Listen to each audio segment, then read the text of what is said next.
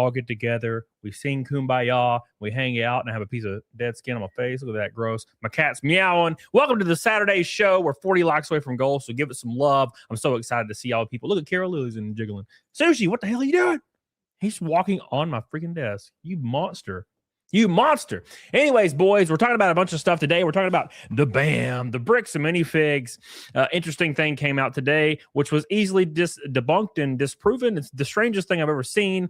We're going to talk about a little bit about Karmelo Anthony and the X, mainly the X fallout. That's been really, really interesting to watch and see. Don't understand it, but we're going to get right into it, boys. And some Halo. Oh, my gosh. We're going to talk about Halo just a little bit because I think it's funny. And then we're going to have some fun. We're drinking today. I got me some Claws in my red, white, and blue metal koozie thing. It's going to be delicious. And also, for, of course, as per usual on Saturdays. Where is it? As per usual on Saturdays, we're taking shots for $100 super chats or 10,000 kicks, all that good stuff. Get the hell on it, dog on it. It's the smoky, salty watermelon moonshine, which they sell everywhere now. They sell it like every liquor store now, which is insane. I guess they probably used to. I just didn't notice. But at any rate, yeah. So at any rate, let's get the hell on it, dog on it. Let's have a good time. Let's bring PDH on the show, and let's party a little bit. Hello. Hi. How are you? She's back. I'm sunburnt. I got in our pool for the first time, even though it's been open for like 2 months. Yeah, well, it hasn't been that long. It was like May something. Okay. Well, it feels like it's been a long time. Yeah. But it worked out. We're excited. We're going to hang out with the boys tonight, and we're going to have some fun. So get the hell on it, Dee dog on it. Let's have a good ass time. Look at Sushi. You can see his ass. There he is, man. Our boy. He's fat as hell. Big shout out to Shadow, by the way. Shadow just gifted 10 subs on Kick. Oh, my God. Shadow is the man, dude. I love this guy. I wish I could kiss him on the lips. Hey, Kino Hydra. What's up? Hell Hydra, brother. All right, boys. We're going to get into it. We're going to have some fun, and we're going to get the hell on it, Dee dog on it. Shout out to all the boys in chat. Make sure you like the show. We're 40 away. We're going to have a good time. Grant says, am I still racing? I raced at Talladega recently, and I'm kind of just holding off until like I have the energy to talk to sponsors. I'm tired, man. I don't want to travel anymore. I want to just sit here and eat ramen and sleep. Billy, with first super chat of the night, he says, I'm not surprised bricks and many dicks lied again. I also saw some Halo drama, too, about current fans versus OG fans. We're going to talk all about that later. Thank you, Billy. I appreciate you. Get the hell on it, doggone it. I don't have a bad opinion of the remake or whatever, but I don't have like an awesome opinion about it. I think there's small changes they could make to the game before it releases to make it pretty acceptable, one of them being sprint. But we're going to get into that later. We're going to have some fun. So let's get the hell on it, D doggone it. Let's hit. The goal tonight is hitting Fight Milk to make Jessie drink it because I don't think she's drank Fight Milk ever. So I think it's time. It's not going to be a common thing. It's like, this is the only stream. Like every time he does Fight Milk, I'm not going to do Fight Milk too. So special scenario. Yeah, okay. Sounds like something a pleb would say. We're up against the 631 Naked Snake. Get the hell on it, diggity doggone it. All right, boys, let's have a lot of fun. Shout out to Gabe in the chat. I saw my boy Gabe Last Relic, the past franchise owner. Congratulations on smashing through 1,000 subs, brother. I'm proud of you. Shout out to Zia. I know she's not here or anything, but she hit 10K subs, which was awesome to see. So awesome. Congratulations to all these people grinding and making it work out. It's been awesome. All right. No strong opinion. They're not fresh eggs. They're the same eggs we've had that expired May 1st or something. Yeah, they're rotten as ever live in hell. Nah, I ate one the other day. It was fine. Yeah, they're extremely rotten. Okay, so at any rate, let's jump right into the first things. First things first, before we jump into videos, first things first, is this interesting thing that I actually tweeted out today. Is this right here. So to start off the show, Bricks and Minifigs denies making any legal attempt to seize Reckless Ben's GoFundMe amid the $200,000 Lego dispute. The company also maintains that consignments were never approved as an authorized sale process, although it was totally in the franchise agreements and contracts. We'll just ignore all that as if we can't just pull it up and read it with our own goofy ass eyeballs. It's totally fine. Let's ignore it. But something very interesting here. They denied making any legal attempt, okay, to seize Reckless Ben's GoFundMe amid the $200K Lego dispute. All right, so let's just pull this up real quick because I tweeted this out immediately when I saw this. Here is my tweet. It's the actual lawsuit that they're throwing at Ben and they're throwing at the Manziels. And they should have realized this was publicly accessible information and saved face a little. Everything they say, everything they do is already something that's been previously debunked. And it's the strangest thing. And I don't know why this is the tactic that they utilize. They just say, oh, that never happened, or we don't know. And I'm like, brother, we have it. We have the document here. I'm looking at it. I see it with my eyeballs right now, Maverick Cuba. What should I stuff my Cornish hen with? Please don't say your...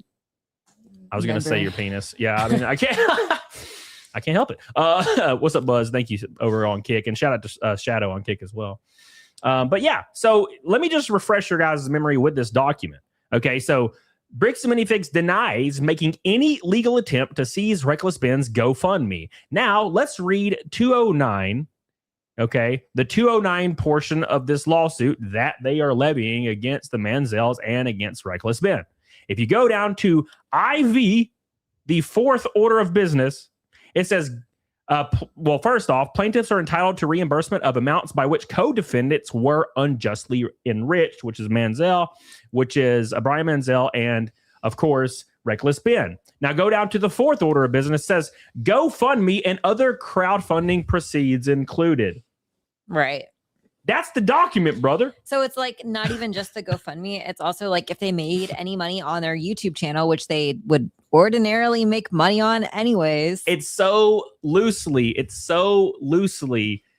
like this lawsuit even implies they can get all the income and also silence anyone on YouTube talking about this. Not just Reckless Ben. It's everyone. Me included. My dumbass. You know, oh, we don't want that big-headed guy from Alabama talking about it. Think about Gabe. Gabe is an actual previous store owner. You know what I'm saying? I guarantee you they want to silence my boy. Yeah. Shout out to Shadow's everywhere today. Shadow with the first pink boy of the night. Hey. Oh! Look at that. My man, subs some money on YouTube. He's the man, brother. He's the man. Who's going to get the first shot of the night, though? I don't know. Sometimes I think we should like drop the shot goal, but then I know that we don't want to go to the hospital, so can't do that. There's a fine line. There's a fine line. I've seen people do it. It's hard to know exactly what that line is, but I know it's not lower than 50. I remember 50. I think it was Flashcast at one point. They did $50 shots, and it was because the $100 shots weren't taken off, and it went. Everybody blacked out. Everybody blacked out, and I'm like, yeah, see, it's a fine line, brother. Yeah, you know, you don't want to take too many. Okay. Thank you, Shadow. I love you, buddy. Thank you so much, brother, for all your love, dude. My man. My man. So if you read this document immediately, you can understand, okay, you can understand immediately that Bricks and Minifigs, for some odd reason, lie as often as they breathe. It's the strangest thing. Everything they said up to this point has been a lie or something vague, right? They claim there was no U-Haul showed up at Crystal store to jack all these Legos. Oh, by the way, they have a picture of it. It was there. Exact same thing happened to Gabe. They showed up, our bald friend, Mr. Josh and Brandon Best, right? Showed up with the U-Haul. Now, I'm not sure about Gabe's store, but in Crystal store, Brandon and Josh showed up at the U-Haul and just started throwing shit in that bitch. And people are wondering, where is the difference in these Legos? Where's these missing Legos? I can tell you where there are. Mr. Josh Johnson's bald ass, he got them bitches. He got them bitches, and he sold them bitches wholesale and made some damn money and then bought himself like a clapped out 2011 Coyote Mustang. You know what I think they did? I think they just didn't cross their I's and dot their T's. I think they did what they did to the other guy we heard from last stream or the stream before that. And they just didn't even think that some of those Legos could possibly be consignment. Or if they were like, well, that's Crystal's problem. That's money she owes that person now. They just didn't care, right? Just like they didn't care with our boy in Florida. Like they just came and took all of his stuff. Exactly. Yeah. I would say they went a little farther than crossing their I's and dotting their T's, brother. You know what I'm saying? Yeah. Because they have fucked up every single step of the way. And if this lawsuit actually finds its way into a courtroom with people present, they're fucked. Yeah. But I'm thinking they're going to put it off so that never has to happen, and they can just bleed everybody dry financially because that's literally what they did to the other guy. And that's literally what they did. They sued their father before this. So I didn't tell you about this in the last show. So Eamon and his brother sued their father. I think his name's Daniel Eamon. They sued their father and pushed him out of like anything to do with Bricks and Minifigs, and they used the money from his company, Legally Mine, to fund their acquisition of Bricks and Minifigs. They've been in constant legal battle for the last like 6 years. And they screwed over their own father. They're like professional lawsuit people. You ever seen people that they unironically go around suing everybody? They get like an offender bender, or they jump out in front of traffic and they commit like insurance fraud. Slipping Jimmies. There's some slipping Jimmy motherfuckers. Slipping aiming. Accident aiming. Mishap Matt. Jiggly Josh. Bitch ass. Bitch tits Brandon. Yes. That's where we're going, brother. Hell yeah, brother. Matthew Cupid says, any company deflecting this hard definitely got bodies and crawl spaces. Reminds me how Trump handled the Epstein situation and Jeremy the Oranges. That's how you do it sometimes, brother. That's how you do it. Damn, brother. Thank you, Maverick Cuba. I appreciate that, son. I love you. I appreciate you. So this is easily debunked. If you're like following this at all, it's easily debunked. DJ House says, how does Tim feel about all this? It'd be crazy to see him be right about something for once. I don't know. I mean, I think Tim would have the right opinion on this, right? It's very, very apparent what's going on here. There's too many stories where the details are exactly alike. Yeah. to not believe everyone involved that's complaining about these guys, right? Like, how does Brandon come out there, Florida guy come out of the woodworks, and just almost verbatim his story is what Crystal's story was. Like, it's clear that they have a process here that they implement. That's what I've been saying this whole time. Like the exact when Gabe was telling me his story, when I had him on Monday for the interview, I was like, he was telling me his story, and I'm like, everything you're saying is what happened to Crystal. Yeah. Everything you're saying is they showed up with a U-Haul. There was a bald guy. Yeah. And Brandon, and they were acting all cool, like your best friend. And then they claimed you were stealing and on heroin, and then said that you were late on rent. Therefore, your contract was void. Therefore, they just get to take everything from you. Yeah. Brother, you ain't slick. You ain't slick, brother. You know what I'm saying? They think they slick. They ain't slick. Brother. And taking the inventory. Yeah. No, it's crazy. It's absolutely crazy. But Bar Chinese said, did you not watch Coffeezilla? It is Ben who is fucked. Well, I mean, everybody is in a pickle right now, right? Ben representing himself in court is very interesting, right? It should have never went this far. Now, here's the issue: are there things that they're going to try to levy at Ben? For sure, but it never should have got this far. I mean, there is an obviously bad villain in this story, and it's the guy with the twirly mustache, unironically for some reason. Shout out to Shadow for 1,000 kicks. He says YouTube blocks the word kick in the chat. What in the Sam hell? They can't let us have some fun. Like, come on, brother. Thank you, man. I love you. I appreciate you. I love how Shadow is the top dog on YouTube and the top dog on Kick. What the hell did I do to you, Shadow? What did I do to you to make you give me so much love? Oh, everything's in caps. I'm just thinking it's funny. All right. Thank you, Shadow. I love you, buddy. All right. So we're going to pull up a video real quick and dive a little bit deeper in this to the nasty, nasty sauce that we see right now, because it's getting wild. It's getting wild, boys. There you go. All right. Thank you. Renee, look at him. Yes. All right. So let's pull this video up and let's see how it's going on. I'm mad about the cookie. Well, the cookie crops. Yeah. Here's the thing about the cookie cops. Crooked. Yeah, I can't say crooked. Crooked cops. Okay, so crooked cops. Cooked cocks. What can you do? What can you really do in that situation except pressure the local government to start an investigation, an internal investigation? That's it. And we've seen this thing inside out, left and right for years. They never, dude, a cop can walk up to somebody and blow their head off and likely get off on paid administrative leave and likely not go to prison. Yeah. I mean, sometimes, of course, there's a lot of times they do, but there's a chance they could get away. And so I wouldn't expect anything from that front other than their own shame. Jay-Z, what's up, girl? Shame. All right, let's pull up the video. Thank you. Big shout out to Shadow with 2,000 kicks. He says, I want my name on your race car. Oh, it's going to be there, brother. It's going to be. I'll send you a picture. I'm going to send you a picture of my balls on it, on your name. It's going to be great. Thank you, man. Appreciate that. My fingers are turning into Smurf fingers because I've been your yarn. crocheting a blanket. Yeah, she's like an old lady. She just sits there on the couch crocheting blankets. If anyone wants a cozy handmade blanket, it's going to cost about $1,000. I'm like thinking to myself, I'm like, They man, take forever. I shouldn't have started this project. It's going to be annoying. yeah. And not only that, guys, not only that, Lego has responded to this situation finally. So me and Gabe was talking about this the other day. I was like, well, what do you think Lego should respond, and will Lego actually respond? Because keep in mind, Bricks and Minifig is a store that sells Lego. Okay, it's not Lego. Okay. But they're heavily influenced by that. And a lot of people, of course, make this leap, right? A lot of normal people will make a leap and just think it's Lego, right? Because they're not really like looking into it that much. So Lego finally has decided to respond in their own way. Maverick Cuba says, just like Garth Brooks' song, I got friends in crawl spaces. What the fuck? All right, dude. Appreciate that. Thank you, buddy.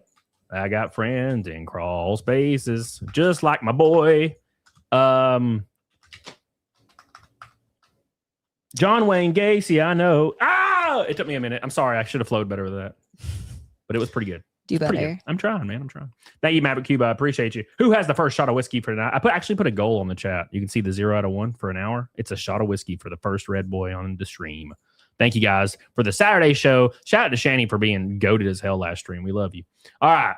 So let's pop this over here and see what exactly happened with Lego responding. Bubster! Mr. Bubster, give me a dream. Bum, bum, bum, bum. Slap on my tiny swollen PP. Bum, bum, bum, bum. All right, here we go. Irachias, I'm not pregnant. Is that what crocheting means? No, he said PDH has been getting sick and now showing nesting behavior. Nah, it's funny. It is a mom hobby. It is, yes. All right, here we go. Here we go. Lego is getting even. The Bricks and Minifig situation is getting even crazier because now we have somewhat of a response from Lego. Now, this is not an official statement. I know a lot of you, well, practically everyone, is waiting for Lego to publicly speak out against Bricks and Minifigs, disassociate with them, call out what they've been doing, and distance themselves from Bricks and Minifigs. But that's not happening, and I'll go over later why I think that's not going to happen regardless, but we do have the next best thing from Lego. So shout out to Echo Base Network. Man, they're going hard as hell. They made a video on this yesterday, but they got access to the screenshot of an email. So basically, someone, a customer of Lego, reached out to Lego's customer support and basically asked about the Bricks and Minifig situation. And keep in mind, this is very, very important, that a representative of Lego making a statement is the same thing as Lego making a statement. They represent the company. Are we to assume they have been fired? I don't know, but make sure you like the stream or else I'll fire you in the chat. And Lego, of course, the customer support team replied to them, and this is the reply they got. It says, "Thank you for reaching out." All right, here it is. So this is the response from Natasha at Lego. She says, "Thanks for reaching out and sharing your thoughts. We're aware of the situation and understand why it may raise concerns from our fans. As Bricks and Minifigs operates independently, and because this is a legal matter, we are unable to provide more info. Your feedback is highly appreciated, and we're grateful that you've taken the time to get in touch. You want to make sure we're doing a good job. You'll find the link to all of our questions in the survey. Please tell us how we did." Well, you didn't say much, but here's the issue. Yeah, that wasn't much. Well, at least it lets you know they're aware of it. That's exactly what I was going to say. They are aware of it. They're tracking it. Aware of it. You see your lights you brought? Yeah. Oh, yeah, you can't turn down ISO because this is a web camera. I mean, I can turn it down for you. I can get the hell up. I just mean it's hurting my eyeballs. Oh, okay. Well, that makes sense.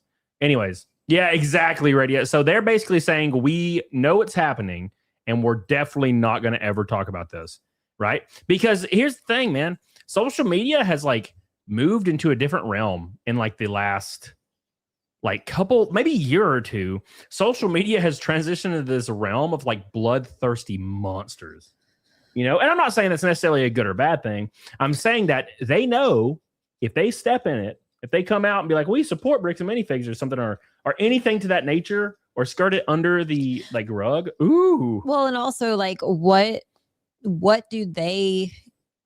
kind of jurisdiction do they even have over Bricks and Minifig just because they're resellers of Lego, Yep, 100%. And also, I think it could also make things worse if they were to do something about it right now, because they're with things being in a lawsuit, it could actually hurt the defendants in the case, right? Like it could hurt them instead of Bricks and Minifigs, because then Bricks and Minifigs can say, oh, look, I've lost my business's entire premise because Lego says we can't resell Legos now.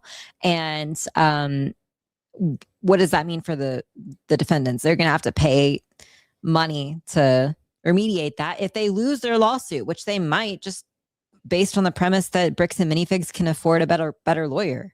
Yeah, I mean, but I don't think there'll ever be a situation where they're not allowed to sell a thing, right? Yeah, I mean, I don't know. It's really hard because, you know, there's a licensing issue, obviously. Like they said, they can't sell Disney in their stores, Disney Lego sets. So Lego, if they really wanted to, they could maybe do something where every person, like for Star Wars, for example, someone owns the rights to that, and they could go do exactly what Disney's doing and track them down and say you can't sell, you know, licensed stuff in your stores if they wanted to.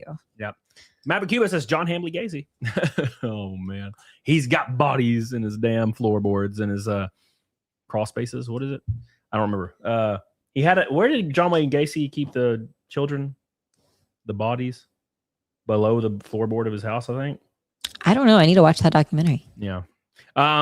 Buttercup says, did you hear about the recently graduated high school kid that Bricks and Minifigs just threatened with a lawsuit because of his exposing 5 stores for not giving fair prices and trying to steal from him?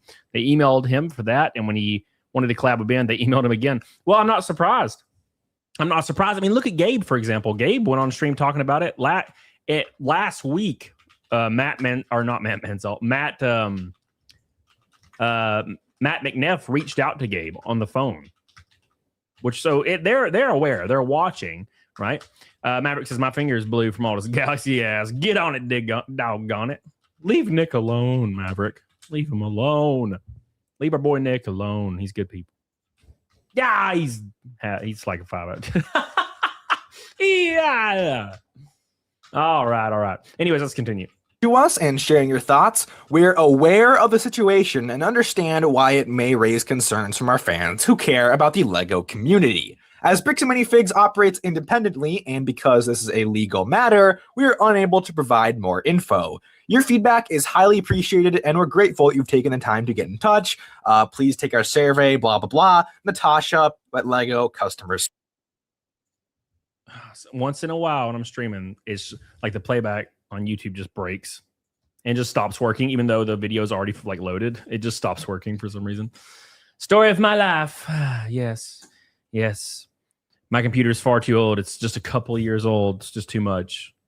Come on, we got this. Thing in the world to fake an email like this. Ask ChatGPT to write like Lego customer service would. Just put Lego customer service at the end, send an email to yourself, take a screenshot, crop it, boom, here you go, fake email. So it's very possible this is a fake email. It's also very possible it's real.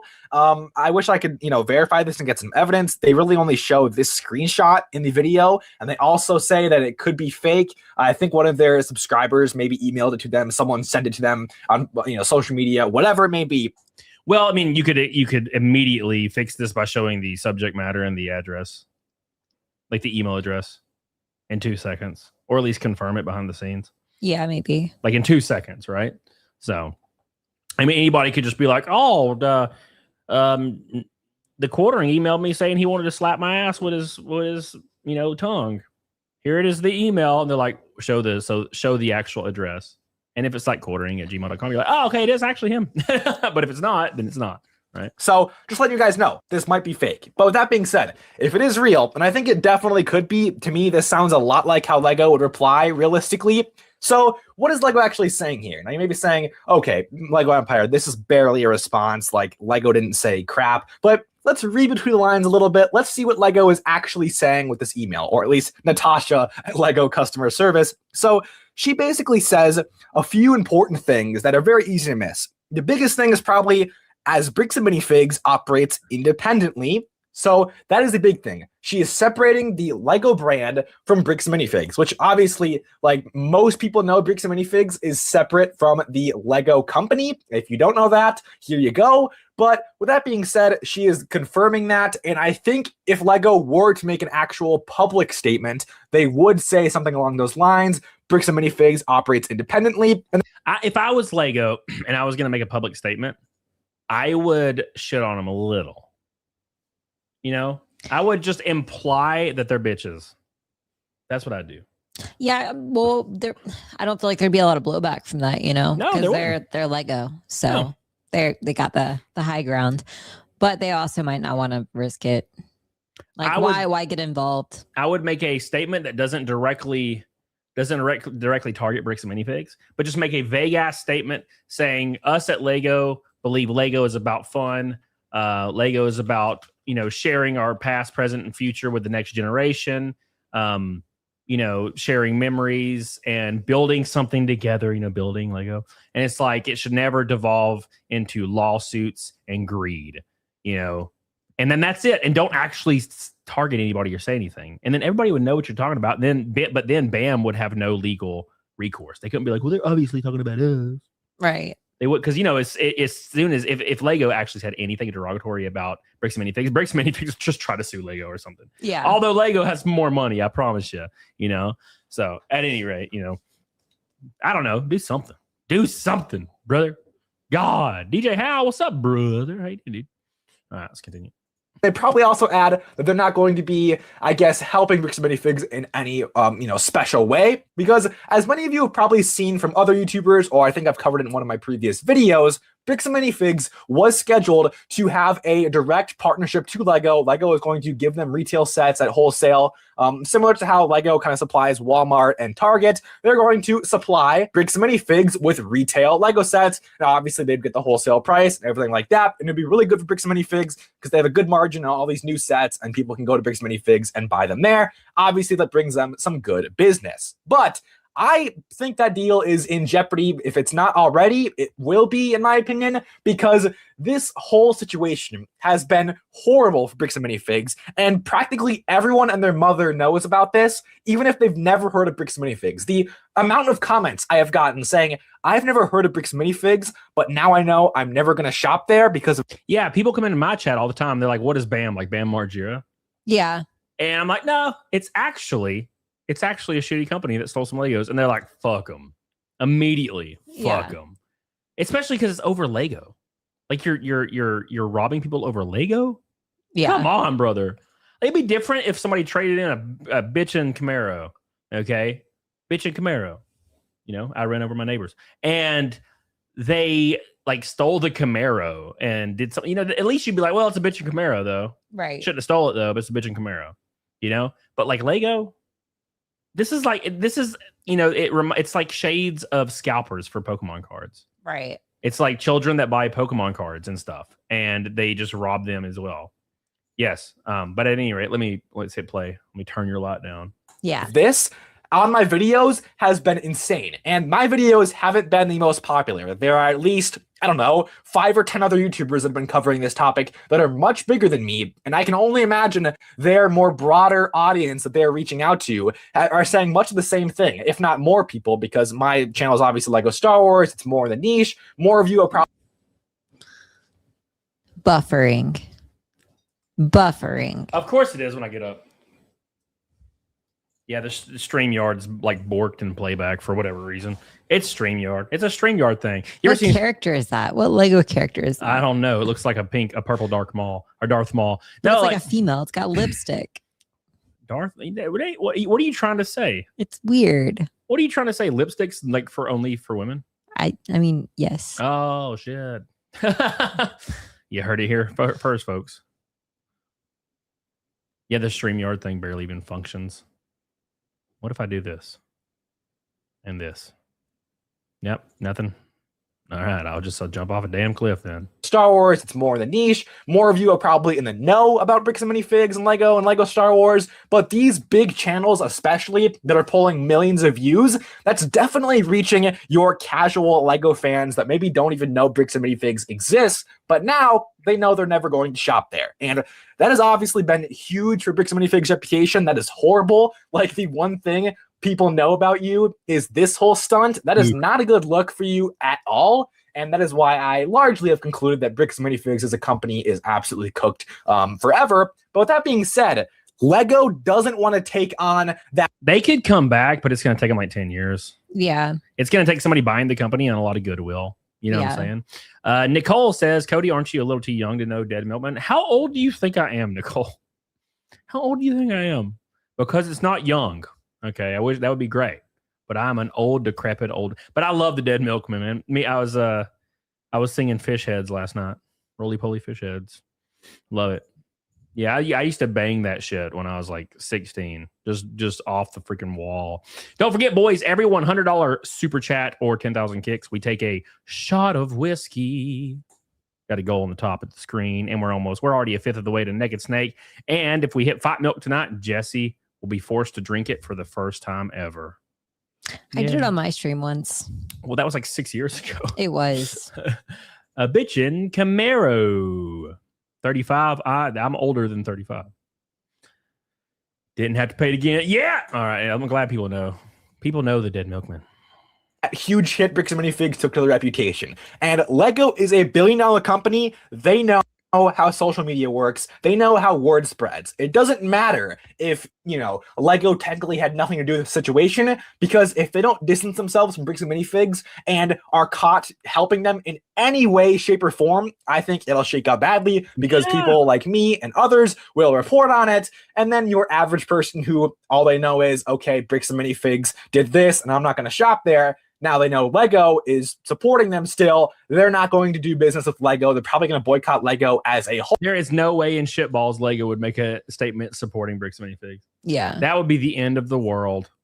And you got to think like a company like Lego depends on like 1 to 2 to 3 to 4 to 10% like margin and like operating growth year over year. God, like losing just 1% of that would be devastating. Right? Yeah. Devastating. Nicole says like 28, oldest 32. Yeah, I'm 36. When I was 28, I looked like a little prince, a little baby prince. You did. Now you're like an old king. Yeah, I just need a long, giant Viking beard. Okay. Yeah. That's what I need. Shout out to the top dog of the Then night. we can braid it and put beads in it. Beads. Top dogs, Mr. Shadow. Appreciate you, brother. Beads. Beads. Get some beads. We're an orange and a red and a gold from a rainbow night. Yep, an orange, red, and gold on a Saturday night. Papa Roach from my hometown. I'm special. Who's from my hometown? Yellow Wolf. Yeah, and then like, what's that actor? That's from Coleman. Channing Tatum. Yeah. Yeah, he's from a few minutes down the road. Yep. Do you have anybody famous from your town, your hometown? I'm bad at names. John Wick. He's not from there, is he? No, just give me the name. Keanu Reeves. Keanu Reeves' parents live in my hometown. I know that. Yeah. Yeah. So, anyways, let's see what happens. 21 Pilots hometown. Woot. Oh my God. Does anybody in the chat have any famous people from where you live? There's probably some famous people from where we live currently. They would have to be, right? It's a big ass place. Reba. Oh, that sucks. Okay, redneck. Apparently, Michael Jordan is from Wilmington, which is near my hometown. Oh, there you go. Andy Griffith is from Roanoke Island. James Marsden from Buffy the Vampire Slayer. Is that what you're saying? No, Andy Griffith. No, that doesn't make sense. Like the Andy Griffith show. I know that guy. Yeah. Yeah. And then Charlie Daniels, who's like that famous, fiddler. Yeah, exactly. Brother. He's from Wilmington. Yeah. Nicholas Sparks is from New Bern. We know New Bern. Based. The Sheen family's from Dayton, Ohio. Hell yeah, brother. Matthew McConaughey lives here. Well, that's cool. You ever see him around town? All right. Hell yeah. All right. Taylor Swift, that sucks. Where's she from? Like Atlanta or something? No, she's from Nashville or something. Yeah. Oh, I have no idea. I don't know. Yellow Card and Fred Durst. What the? Oh my God! I went to the same college as Amy Schumer. Well, that's sad. No, Jeremy Renner, that's based. JP Morgan, you should ask him for some cash, brother. Come on. It's my money and I need it now. Yeah, dude. Shaq used to have a house here. Oh, Shaq. Hell yeah, brother. Genetic Explorer says town we used to live in for a bit was home to John Mike Lounge, 4 flights in the space shuttle with over 400 hours. That's cooler than all the other things for sure. Taylor Swift from Pennsylvania. Well, that sucks. She's LARPing. I think she LARPs as a like Southern kind of person, doesn't she? I feel like she LARPs. Doesn't she LARP? Yeah, I think she LARPs. And Renee Galarda says, I stay in South Atlanta. You already know famous people out there. Who's from South Atlanta? I know that there's probably crime. Crime? I don't know about all that. John Candy, boost. Hey, Travis Bortwick. Welcome back, brother. The Lamontes are from Corpus, and I'm in Niederwald, Texas. They are legends. Oh, yeah, brother, they are. I agree with that. Oh, brother. My God. Michael J. Smith, who was on the Challenger, he was a Challenger astronaut. He was actually born and raised in Beaufort. Oh, God damn. Everybody from Beaufort, brother. It's crazy. Did they all go get the cheese biscuits from that one gas station? Probably the Piggly Wiggly. Hell yeah, brother. Jeff on the road says Steven Spielberg grew up in Phoenix, plus Stevie Nicks and Chester Bennington. Well, Jeff's got all of them. Jeff's got all the best people. God, Stevie Nicks is goated. Chester's fine. You know, Chester just reminds me of James McAvoy. Do you get that? Like James McAvoy reminds me of Chester Bennington, and I cannot unsee it every time I see James McAvoy. Thank you, Jeff. Appreciate it, brother. Oh my God. Yeah, I don't know. Shadow, it's the StreamYard. I think StreamYard just doesn't they don't upgrade any of their shit, even though they get more and more revenue. Right? I've never had problems out of StreamYard until like 6 months ago, and then there's constant problems with it now. There's a Bricks and Minifigs that just opened in Spartanburg, South Carolina. Oh no. That's sad, brother. We have one here in Huntsville. We do, yeah. And obviously, Lego doesn't want that. So what Natasha is reminding us in this email is that Lego is, of course, independent to Bricks and Minifigs. Or no, Bricks and Minifigs is independent, not correlated with the Lego company at all. And with that being said, I think we can also, of course, assume that their deal is going under. It's probably not going to happen at this point because, like I said, if anyone finds out that it's going on and Lego is directly helping Bricks and Minifigs, that connects Bricks and Minifigs to Lego. It means Lego is directly helping Bricks and Minifigs, a company that is now going down in the dumps as far as their reputation goes. Damn. But there's a second part to what she said that is also very important. She says, after she says Bricks and Minifigs operates independently, she says, and because this is a legal matter, we're unable to provide more info. So obviously, Lego as a company isn't involved at all with this case. So for them to speak on it, they don't. The issue is, though, a lot of people probably think they are. You know? I live in Anna's hometown, but I was here first. Idiocracy. That's funny, man. Renee Galarda says T.I., Ludacris, Gucci Mane, Outkast, Future, mostly hip-hop artists. I don't know any rock artists. In your hometown? Oh, South Atlanta. Well, that makes sense. Yeah, that makes sense. Oh, man. So, yeah, if I'm Lego, I'm the best thing you can do is just shit on them. Just shit on them. Who cares? You know, just a little indirectly, though. Indirectly, so you can avoid any kind of crazy litigation, right? Shit on them indirectly. You know what I'm saying? It's like when you're walking through a very populated area and you bust some ass. You know what I'm saying? You bust a little ass and you know you're peppering everybody around you. Same thing. Like you do at the gym every day. Yeah, but I can just blame it on like the black guy. It was Tyrone. It was not me, man. What me? I would never do such a thing. I am proper, you see. Yeah. I would never do something as disgusting as shit on your face. Unless you specifically asked for it. Then I don't know. I might do it. But at any rate, it's getting pretty spicy. And it looks like this is just going to lead to a lawsuit. I don't think there's any way out. I think it's going to lead straight to a lawsuit, and there's nothing y'all can do, nothing anybody can do, because Bricks and Minifigs, apparently they're just going to go as hard as possible and just blow as much money as possible on this litigation. Almost to, I think they just want the W at this point. I don't think they're worried about like funds, you know, or money. They apparently just have an endless supply of money coming from somewhere. Dolan Tire says that George Lucas, we out here. Dolan tired. Thank you, brother. Oh my gosh. Oh my God. Genetic Spore. That's insane. That's insane. So we're going to talk about that a little bit tonight, but I'll just respond to your chat. So when unrelated to Lego, when Austin Metcalf was murdered by Carmelo Anthony Okay. at the track meet, his father, everybody was really mad at his father because he came out being like kind of like cucked about the whole situation. He did the whole like, let's not let this stabbing make you have a negative opinion on these people, right? His father Yeah. came out and said that. But then after Time and place, yeah, right? yeah, for real. But after all of that, like he had a statement that he made. He put out a video on like Twitter and it went super viral and he was just going insane. And we'll watch it. But that alludes to the fact that the social media aspect of all this has been insane. Yeah. So it's not that like it's not really his statement that is particularly an issue. If he said that years down the road that he like didn't want anybody to use that case as,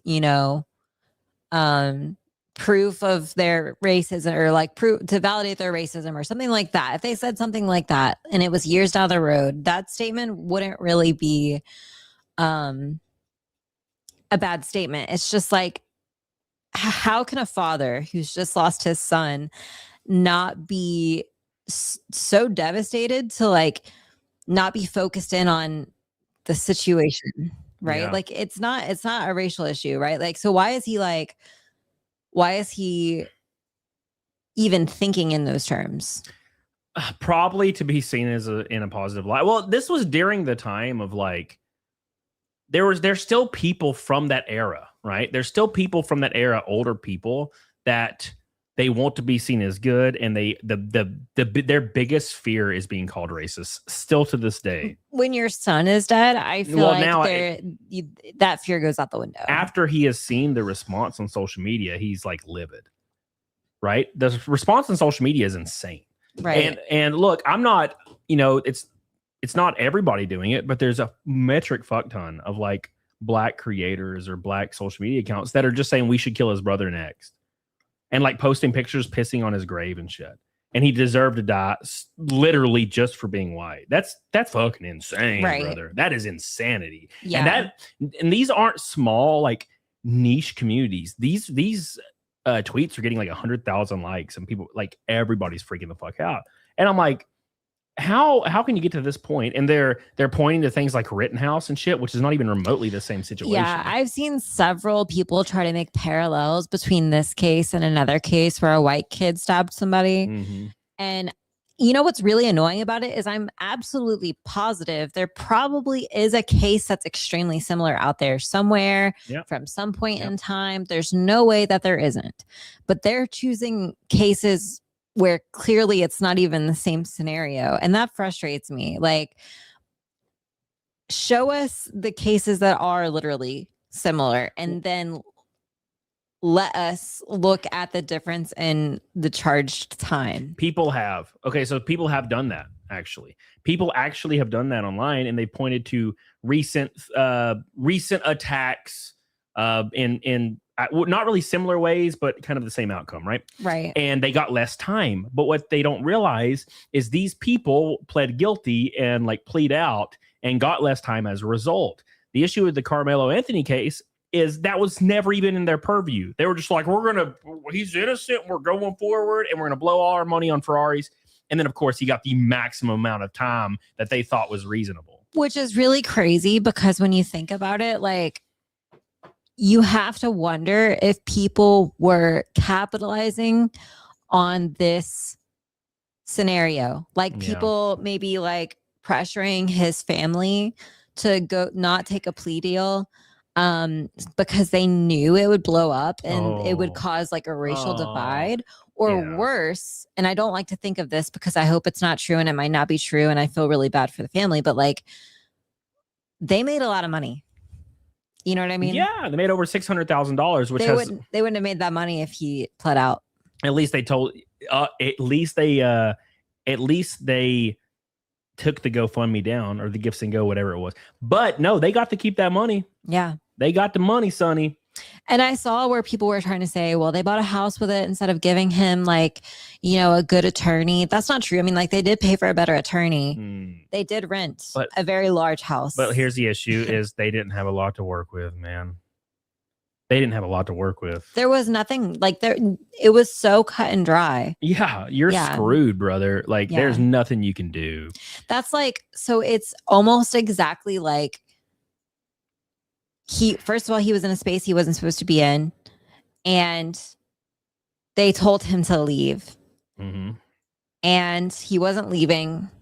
So someone did put their hand on him. They pushed his shoulder. But he said before this happened, he was like, I dare you to touch me and see what happens. He was openly threatening people.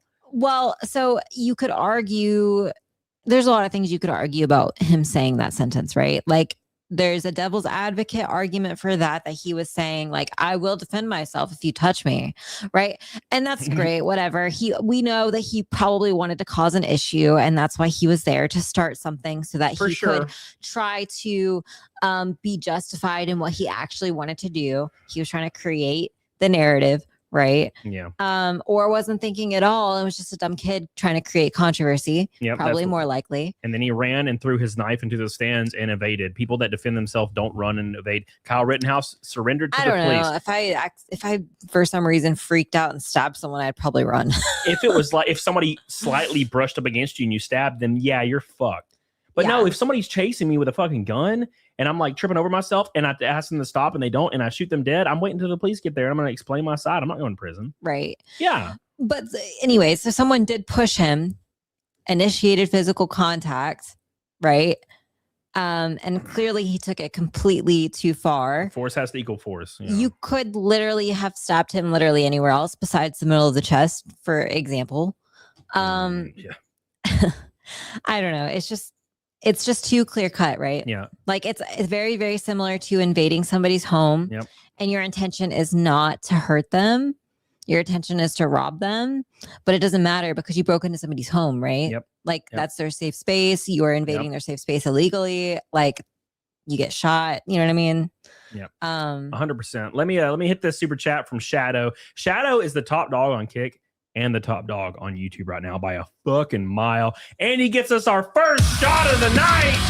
Oh my God. Everybody give my boy some emojis in the chat, some B's, if you will. He says, came from Kick to give you a shot. I love how Shadow on Kick is holding up YouTube and Kick at the same time. He's beating the YouTube boys down today by himself. Shout out to Shadow. I love you, brother. I appreciate you. Let's take a shot in honor of Shadow. All our shot glasses are downstairs, aren't they? I have mine. Hey, I'll just drink out of this dirty one. I don't care. Gross. Oh, no, we're not doing that.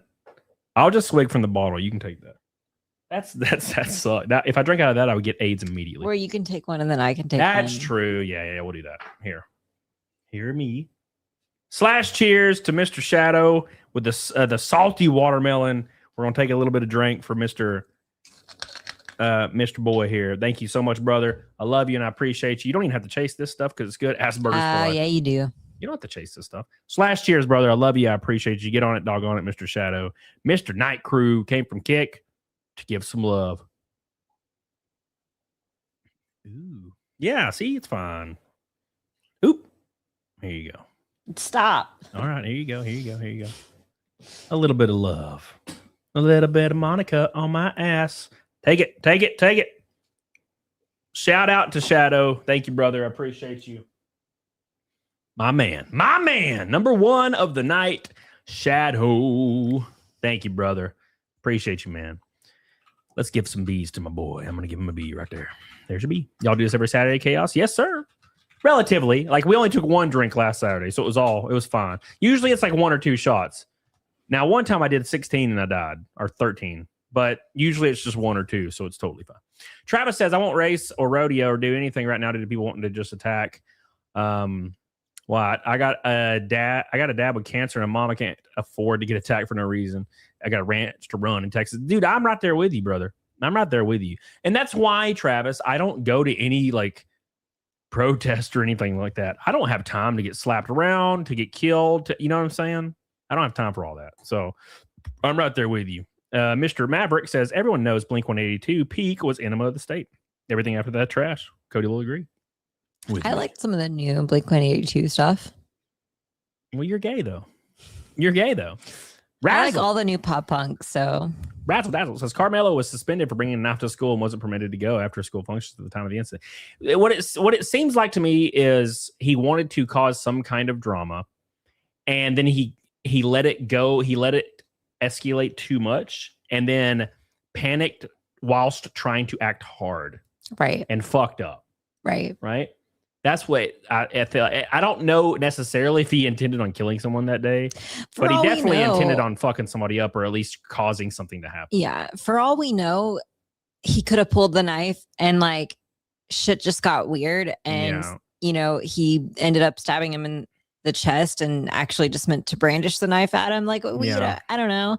I mean, it doesn't sound like that based on like the witness testimonies, but yeah. No, regardless, a kid is dead and he chose to pull a knife. So it's like, either way. Thank you. Appreciate you. Travis says Texas, if you're non-lethal push, you can't use lethal force to defend yourself. His parents used his money.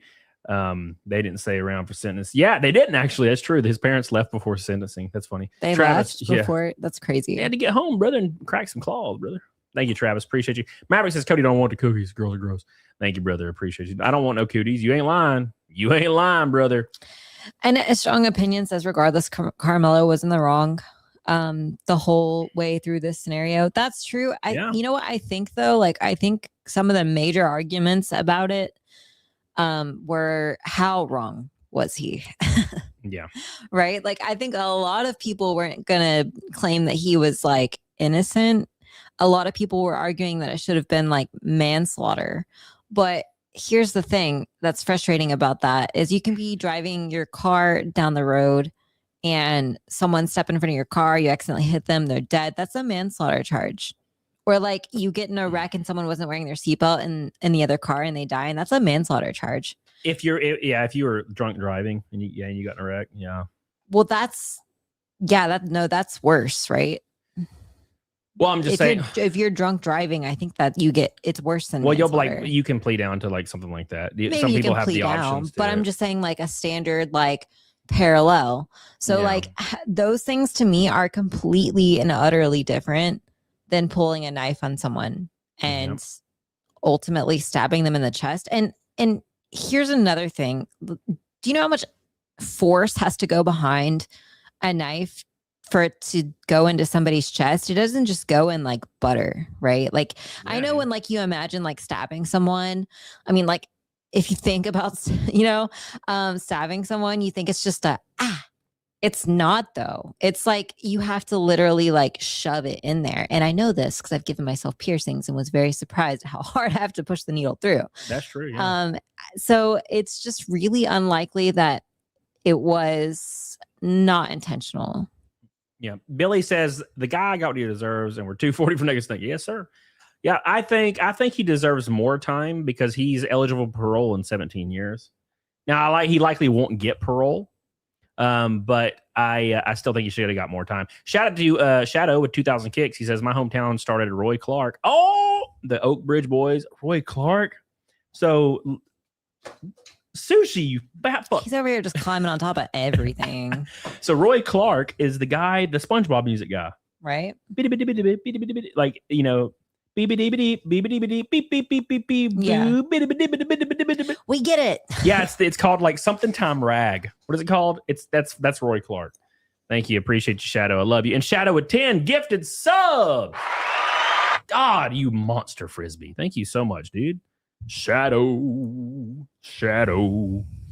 Thank you, brother. Travis says he claimed vice lords he didn't belong to, and likes Browns won't protect him. He's gonna have bribe whites to live if they don't greenlight him. Well, shit. I don't know. I can't even see a future where he's back. You know what I'm saying? That's a long time. If you think about it, 35 years is a long time. My happy ass will be 70. Yeah. 70 years old. A long time. Oof. Oofty goof. Let's pull up the video of Austin Metcalf's father talking about this because he went ham. He went real ham, boys. I feel like if there was a way to ascertain that like someone had changed entirely and been, I mean, he's essentially going to be raised in prison, right? Yeah. Like, it just sucks that for youth that are like so misguided and so poorly managed that they do end up spending like their entire lives in prison. And it's like if they could spend 15 years in a rehabilitation of some kind where they're basically re-raised from the ground up to be, citizens I have a bad opinion on this. What's your bad unpopular opinion from Cody? So I think if you like brutally murder someone, you should just be thrown into the sun and we move on. Right? Yeah, like brutally murder somebody, like stab them 40 times kind of thing. Throw them into the sun. Yeah. So some things I feel like are really indicative of like someone that could not possibly ever be a trusted member of society. Like if someone was, 17 years old and they kidnapped a little girl and took her home and skinned her, some shit like that. Yeah, no, absolutely. Straight into the sun. Yeah, there's nothing that can be done about that. That is like an inherent genetic brain dysfunction of some kind. You know what I mean? Like, but like someone that Carmelo Anthony to me is a perfect case here where I feel like everything failed him. Like he was this brand new, beautiful little baby, could have been a totally fine person, right? Under completely different circumstances, under different mentorship, maybe different society expectations, because I know that that's like a huge thing, especially for young Black men. They feel a lot of pressure to be a certain way, act tough. Well, in their own community, yes. Yeah. But I mean, you know what I mean? And their community isn't in a silo though, right? Their community is sometimes a bit over responsive, maybe in my opinion, but I'm a white person, so filthy white person. I'm just saying, like, maybe I'm biased, but it just sucks because like he is a young kid. He hasn't spent much time on this earth. He could have been totally different. But I will say, I was obese when I was a kid, when I was in school, when I was in high school, middle school. I was an obese little boy, and I got the shit kicked out of me and bullied pretty much 7 days a week, 5 days a week, apparently, because I'm retarded. Yeah. So 5 days a week, I was bullied. And I remember one time I was invited by the cool kids to like go to the car wash to like wash the cars. Because, I had to like beat up old truck. And I was like, finally, I'm part of the cool kids. There's going to be girls there, and I'm a fat little kid wearing like extra XXL shirts that hang to my knees. Right. And, I got out of the, truck and they just, kicked the shit out of me. Now, they didn't like beat me to death or anything. They just fucked with me really hard. Right. Right. There was never a thought in my mind that I should kill these kids and stab them. I just like went home and like went back and played Xbox. Right. Yeah. So that's the difference. It is. And, I'm just saying this from like a good idea fairy, like perfect world point of view. Obviously, like the reality of what you wish could be true is way different from actual reality. Yep. You know what I mean? Yeah. So like you have to draw this line somewhere on the age of when someone is held culpable. And like someone else said in the chat, everyone starts out as a baby and has the opportunity to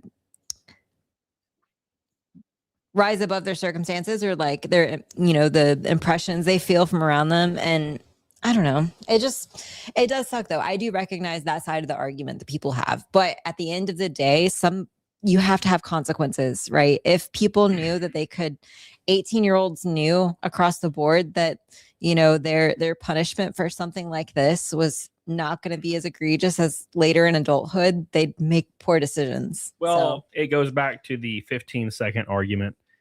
If you know, you know. Yeah. But at any rate, let's see what Austin Metcalf's father had to say about this whole situation, because that's important. And also shout out to Shadow, who has got us our first and only shot of the night of whiskey. Every $100 is a shot of whiskey, super chat or kicks or rumble rants. And Shadow has the #1 shot right now. I appreciate you, brother. Thank you so much for all your love, buddy. All of your love. All right. Someone said I'm thinking too much with my feelings. You're right. That is like completely an empathetic viewpoint. Well, she is a white girl. I feel like the difference is it's okay to think with your feelings and have like the empathetic perspective as long as you overlay that with the logical perspective and you understand that you can't make legislation or real life decisions based on that point of view, right? I think it's important that we all keep the empathetic point of view and think with your feelings and then overlay that with your logic. Because if not, what makes you human, right? Let's do 10% feelings, 90% logic. I think that's a little bit better. A little bit better. Well, it doesn't have to be a percentage. You can think both ways. Both can be simultaneously true. You can say he deserved to go to prison and his sentence was just, and also say it sucks because he was young. And well, I will say, me and when Sean gets really drunk and we're playing WoW Classic, Sean likes to like force me into political conversations. Oh, and I'm like, don't do this to me, Sean. And he's like, no, just for a second, I gotta say this. And I'm like, all right, whatever. And he's like, do you think these people deserve to die like that were bombed? And I'm like, I mean, maybe not, but I just don't care, Sean. And he's like, but like, you know, like they don't deserve to die. And I'm like, but Sean, I don't care if they did. Yes, if they did deserve to die and burn in hell. Like, of course.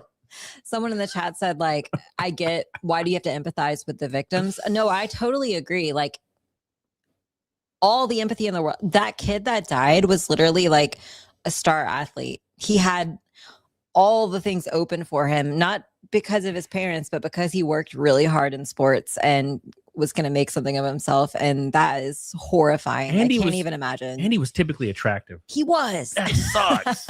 God, he was going to be a god. Yeah. Shogun says, answer this question. He didn't even do anything. Answer this question. Would you let your kids be alone with Karmelo? Well, hell no, brother. What are you talking about? He stabbed somebody. And also, I wouldn't anyway. Because, I mean, he's like 17. And a little, and charcoal-y. I mean, to be fair, I wouldn't let my kids be watched by anyone that was like 17 and a male. Right? Unless they were family. Yeah, no. Yeah, probably not. Oh, like I would let my nephew. That's what I'm saying. Because he's like the coolest kid ever. I'd let a nephew that's 16 babysit like a 9-year-old. Depending on the nephew. Yeah, depending on the nephew, yes. But like, no, I'm not going to let a random kid, So yeah. Matakuba says, you see Elijah Safer asked if he could sit under a tent Karmelo supporters had set up at the courthouse. They threatened to assault him and threw water balls at him. Isn't it ironic? Don't you think? It's like rain. All right. On your sentencing day, 35 years, and now you're gay. You get it? Anyways, thank you, Maverick Cuba. Appreciate you. Let's pull this video up before I forget again. And I just start talking about Sean and I start getting pissed. All right, here we go. Y'all pissing me off. All right, making me slowly drink. It ain't my fault. Okay? It ain't my fault, brother. Wait, is he not taking shots unless we take shots? What's happening? Well, I guess he's drinking with us. Hey, look, I mean, it takes those fat red boys, brother. You know how it is sometimes. Gotta pay, brother. Gotta pay to play, brother. Real. I'm sorry. You have embarrassed your own culture and race. All right, we got to pull this up on YouTube because it's so quiet. Maybe I can find a different one that's not this quiet. It is like insanely quiet. I need something louder, boys. Let's see. This one's too short. I want the full thing. 11 seconds. Why do people cut it down to like 2 seconds? Probably where he says watermelon or whatever. Start. All right, here we go. Here we go. I'm in the game for the love of it, brother. So, oh, well, maybe not. Maybe not. All right, is this loud? What'd you do to that boy to make him stab somebody? My God. What? Here we go. He goes on a racist rant. Brother, look, I'm going to be completely honest. How can you not expect this man to be racist now? Right? How can you not expect it? Kayla, you drunk bitch. What'd you do to that boy to make him stab somebody? My God, what kind of mother are you? Jesus fuck. Hey, Kevin Hayes, you fucking liar. Day after it happened. How many lies did you sit and type up on your keyboard, you big keyboard warrior? You a big tough man. You still live in Baton Rouge? Remember you said you'd come to Frisco, buddy? You're supposed to find me. I told you we could sit down and talk. That's all you do. Talk, Mr. Squeaky Clean. You're the only one in your family without a damn record. I guess that's something to brag about in your culture.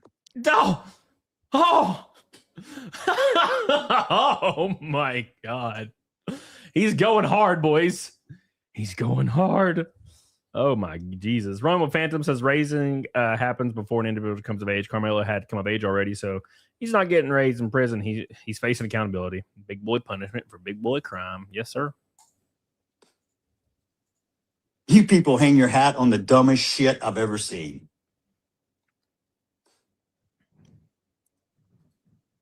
Let me make one up. Y'all can let me make something racist up so y'all can go viral. I got a new name for Mello, okay? Because he was such this little boy y'all were trying to portray. How about Watermelon Felon? How's that one strike you? God. Oh, Daddy Metcalf. Daddy Metcalf has no shits to give anymore. He's past his point of Karen. Damn, brother. Daddy Metcalf. So that's the guy's father? That's also Metcalf's father. Okay. Yeah, he did a 180 there. Yeah, he's ready now. He's like, you know what? I hate them all. Like, damn. I don't love this, but like also I love it way more than his original statement. Well, yeah. Well, look, you gotta think. You gotta think. Like, this is the guy that you must expect feels this way. Yeah, I know. Like you got to. Yeah. I mean, well, after all of the blowback. Okay, here let me paint the picture for everybody, okay? Your son's killed, and he just happens to be killed by a black kid. And your first statement is like, I don't want people to be racist over this. Exactly. Like, you had such good intentions. Right. And like, well, first of all, I don't like that he said that right out of the gate. That feels weird to me. But you had such great intentions, and then people just shit all over it. Well, literally pissed all over it. Here's what happens, right? You have good intentions. You reach your hand out. You get justice for your son, relatively speaking. You go on social media, and everybody's saying they want to kill his other brother now and kill his family, and they're pissing on his grave and shit. Right. How the fuck are you going to respond to that? Because you only see it's one community doing it. I feel like you could never recover from that. Like, you could never get away from the anger that you would feel. Like, first of all, your son is dead. That's already really, really difficult. Yeah. And then all of this, how could you ever not be angry again? Like, yeah, I mean, think about it this way. It's like Shane Gillis says, right? You know, we're all a little racist. It only comes out in certain situations. Like your son being murdered. Yes. So, but like every time you have an issue with your plane ticket and you go to the customer service desk and you see who's working, you're like, oh, fuck. Kind of like that. I mean, like, yeah. Damn, I'm fucked. When I worked as a server, I worked with several black women that were great. But they didn't want the certain tables. And it wasn't just exclusively like skin color, but it was like the vibe. Right. Mhm. And the vibe was pretty across the line the same for certain tables. So they would try and give those tables away. And yeah, anyways. Yeah. No, I mean, we get it. Like it goes both ways. It's not just white people, right? Like no, it only goes one way. Don't pretend. Well, I wasn't saying like black people being racist towards white people. I'm saying black people being racist towards other black people. How dare you? Like, you bigot. Maverick Cuba says Austin's family needs carry permits. Yeah, that's for sure, man. Because there's going to be crazy ass people that are trying to carry out even more vengeance. Vengeance, I tell you. You know, like Batman, but not with the billions. You know. So don't complain when shit doesn't go your way, when you don't do anything about it. Don't bitch because Trump's president because you didn't vote. You're going to support someone who does something against the law. You're encouraging and saying it's okay because he's a certain color.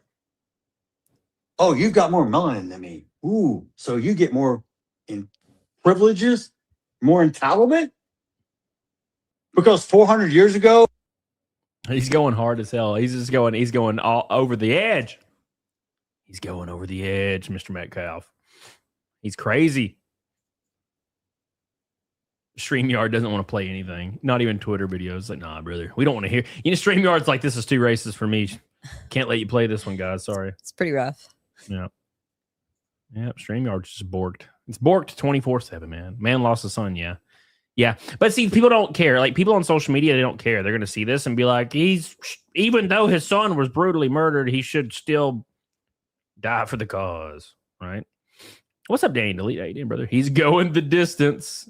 He's going for speed. Peachy, it's not internet. Okay, I have 2 gig fiber. It's StreamYard. There's something wrong with StreamYard when you're sharing screen. It just doesn't load things.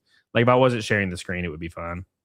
Because 400 years ago, someone actually sold you to us, and we took you over here and put you to work.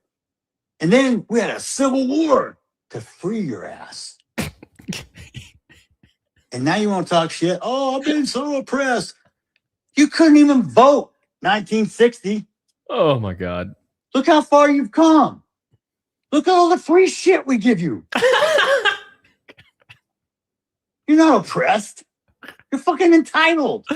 Ew, you could tell he is liquored up, too. Oh, my God. He's never getting a job again. Look at all the free shit we give you. That's funny, man. He's funny, man. He's fucked now. Yeah, he goofed. Yeah. He's ruined. Oh, it was like a comedy skit. It was fun. That was hilarious. Yeah, I don't know, man. Like, obviously he's going hard in the paint, and it's because like I said, he was generally trying to be impartial this whole time, and then he saw the complete outpouring of people saying his son deserved to die, and that just didn't work. What is this name you sent me? Anamakalui. Amala. I don't ever say her last name because I don't know how to say it. Anamakalui. She's cool though. I like her. So when you say this, do you have a specific one, or is it just like any of them? She has a video about it. She has like 100 videos on this. Oh, well, I'm sure any of them are great. Wow. Okay. Anyways, you have a specific one? There's one about the verdict. There's one about defending Karmelo Anthony. Yeah, go with that one. Okay.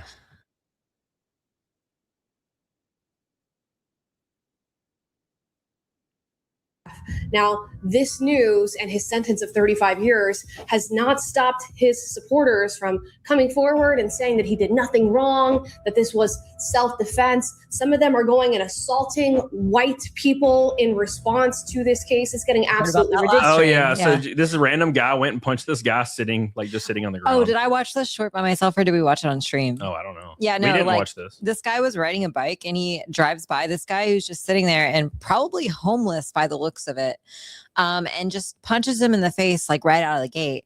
And the guy is like, what the fuck, blah, blah, blah. Why would you hit me?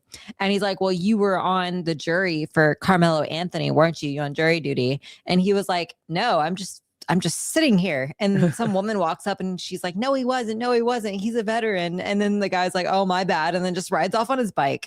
My bad. Yeah. He actually says my B. Bobby, no. Imagine you're somebody punches you and you're just walking downtown. You were on the jury, weren't you? And you're like, no. And he's like, all right, cool. And then he rides like 3 feet down, hits another guy. He's like, you were on the jury, weren't you? And they're like, what? No. I don't think either of these people you would anticipate, either one of them you would anticipate being like, my God, like society's pinnacle, though. So, whatever. I'm dead. Shout out to Slosher on Rumble. It says every Western nation has a nudge unit. In the U.S., it's the Community Relations Service. They threaten and coerce white families to make those statements. They have pre-written scripts. I mean, I wouldn't be surprised there, Slosher. By the way, thank you, dude. And by the way, thanks for Anna, that Star Wars girl, for rating on Rumble. We love you, Anna. We love you. We appreciate you. I tried to watch you play Elden Ring the other night, and your shit crashed within 5 minutes. And I was like, well, I'm not watching that. If anyone streams Elden Ring or Resident Evil 1, 2, 3, I watch it. I just can't. I'll always have it on one monitor. So at any rate, but at any rate, real quick, big shout to Shadow. We're taking shots of whiskey for every $100 super chat.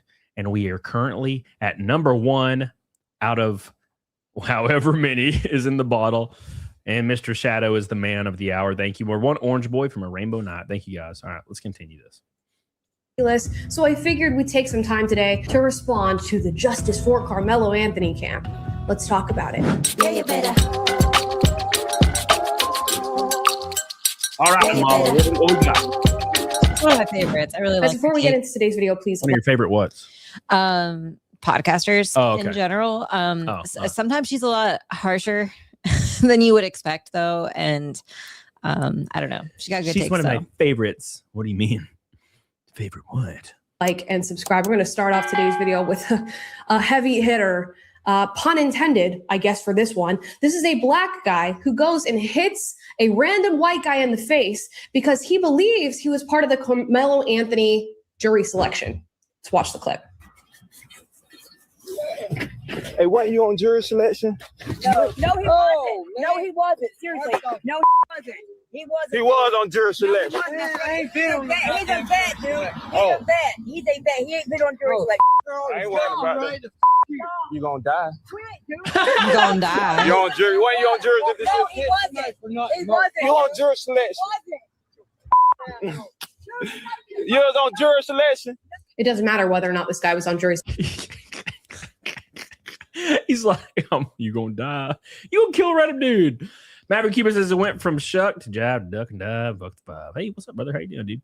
Thank you, Maverick Cuba. I appreciate you. Last Relic says, yo, if you guys still live, I'll come back. Gonna do my non-gay stream.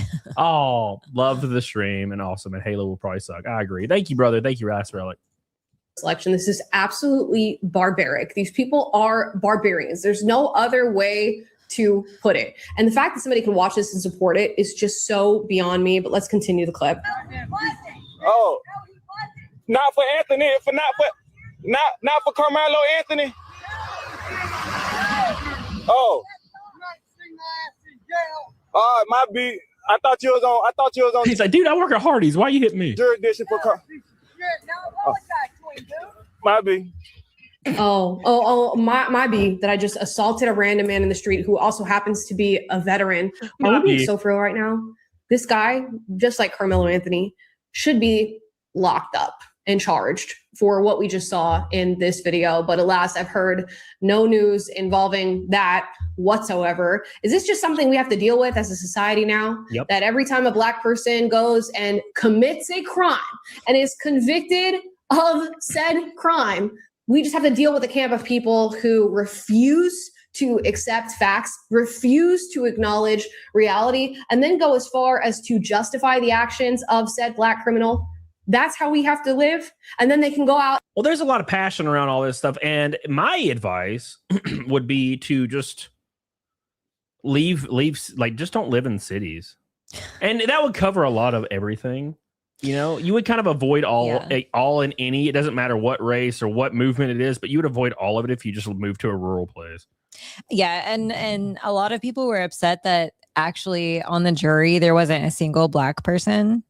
Well, they said, well, no, they were mad because they were all white, but that's not true. There was a Middle Eastern man and a Hispanic lady and an Asian person. But also, I then saw an article. No, I'm saying they just, I mean, in general, they were just mad that there wasn't a single black juror. But then everybody was talking about how, well, if there had been. Well, there was apparently there was two. There was going to be two. I might be talking out of my ass here. But there was apparently two that were like vetted and ruled to be completely impartial. Right. So, or they couldn't be impartial. And that was the issue. Yeah. You know? Yeah. So that's the issue is like, but I saw an article recently after these like rebuttals came in claiming that Asians and Hispanics and Middle Easterns are white people as well. So then it kind of just debunks all of it. Like everybody's all white. Just everybody's white. Yeah. Okay. We're all white. All right. Welcome to the white race, everybody. You're part of us now. Enjoy. If it was only that easy. Well, I am from Alabama, Mr. Art the Clown. It's just how it is sometimes. It's just how it is sometimes, brother. And actually assault people because they believe or get a random thought that pops up in their head that the person was on the jury selection for this trial. Huh? Normally, I'm not shocked by stuff that happens. Each day, I'm getting more and more shocked by the stories that just hit our airwaves and people's response to this. And this just happens to be one of those cases. Now, we're going to move on from that video to a video of, I guess, current representative on her way out, Jasmine Crockett, a Democrat, Texas. Oh my God. Now, she basically insinuates in this video that if she were in the same position as Carmelo Anthony, she'd have stabbed Austin Metcalf too. Oh my God. I don't think this lady is in politics anymore. I'm pretty sure she got voted out instantaneously because she's insane. But everything she says is the most insane back ass stuff. So I don't somebody in chat can correct me, right? She's no longer in office, right? She like lasted one term and they were like, fuck this lady. She's insane. Yeah, I mean, Amala said that she was on her way out. So maybe she's still serving like that term and is not going to survive. Yeah. But at any rate, yeah, this lady's absolutely batshit insane. Now, I think she does it on purpose. Because it gets a lot of attention. I think the whole point is like maximum attention, like maximum attention. So anyways, let's hear it. If a 300-pound man is beating me, like on top of me and beating me down, I'm not limited to fist. That's not even what happened though. Well, this is the issue is people still think Kyle Rittenhouse killed like unarmed black men that were like trying to give him like food and berries, even though that's not the case. Like even today, like you can tell somebody it's like he killed black people and you'll be like, he killed 3 white people that were trying to kill him. And also 2 of them were like convicted pedophiles. One of them 11 cases or five convicted cases of children under 11. And they're like, oh, okay, cool. And then like a week later, they just say it again. Like it never happened. They never heard that again. So she's claiming that I guess Carmelo Anthony was like brutally beaten, getting beaten up or something, although he was just shoved or brushed. And that kid, he wasn't particularly beefy. Like he was an athlete, clearly bigger. Tall. He was tall, bigger than Carmelo, but like regardless, none of that happened. Yeah. Also, you can't kill people because they're taller than you. I would argue that even the only time we go into things like people's hands being considered deadly weapons is typically like if they're a professional boxer or that kind of stuff. But I think by the time you start getting to like football player, good argument. He's not like an freaking argument. We're not player. talking about like the golfers. We're talking about football players, right? Like this is what they are trained to do, is to inflict like serious physical contact. And it's my understanding that this now the level of idiocy we've heard from this woman. No, and they're not trained to inflict force with their fists. Here's the biggest issue on this whole situation is people are looking to somebody to direct them to think a certain way or at least have some kind of information. Right. The reason Jasmine Crockett is such like a pile of fucking moldy shit it has nothing to do with the race. She's just she's an absolute piece of shit. And the reason she is because there are actual people out there like waiting for her to say a thing. And then she literally makes up a scenario that never happened, completely lies out of her ass. And then people just believe that now. Because she has the credentials on paper that you would think that whatever she's saying must be true. And she knows 100% none of that happened. She's just saying it to cause conflict. And even if there had been more of a scuffle, like there had been more of a fist fight scenario, the way she's spinning it about, the boy who was stabbed is not correct. We just saw a picture of him. He's not this, beefy, a punch would knock someone out, like instant KO type person. Like he's an above average teenager. Yeah. Yeah, like it's the kind of thing where if Austin Metcalf would have like tried to fight somebody that's like 32 and like in decent shape, 32-year-old is going to destroy him. Yeah, and that's the difference. And I think if there's this common misconception that people think like 16-year-old like boys are in their prime. No, brother, you will get nuked by Dad Strength Guy every single time. Yeah. Travis says, live in the boonies of Texas out here. It's why I carry store. My mom shouldn't have to want to kill someone at Walmart. Yeah, that's for sure. But I carry everywhere. Like I've carried, since I was in my 20s. So they told me like, you're not allowed to carry working at GameStop. And I was like, okay, cool. And I just kept carrying because I got robbed at GameStop all the time. I'm carrying, brother. Thank you, Travis. Billy says she sounds like a complete nut job. Thank God she's not in office anymore. I think she's still serving out the rest of her term, but she got voted out. Thank you, Billy. I appreciate you. That's what Brutal Buckeye said. Thank you, Billy. Appreciate you. Keep in mind, boys, every $100 super chat is a shot of whiskey. We've had one so far. Don't forget, get on it, diggity dog on it. Appreciate you. Or 2 pink boys back to back.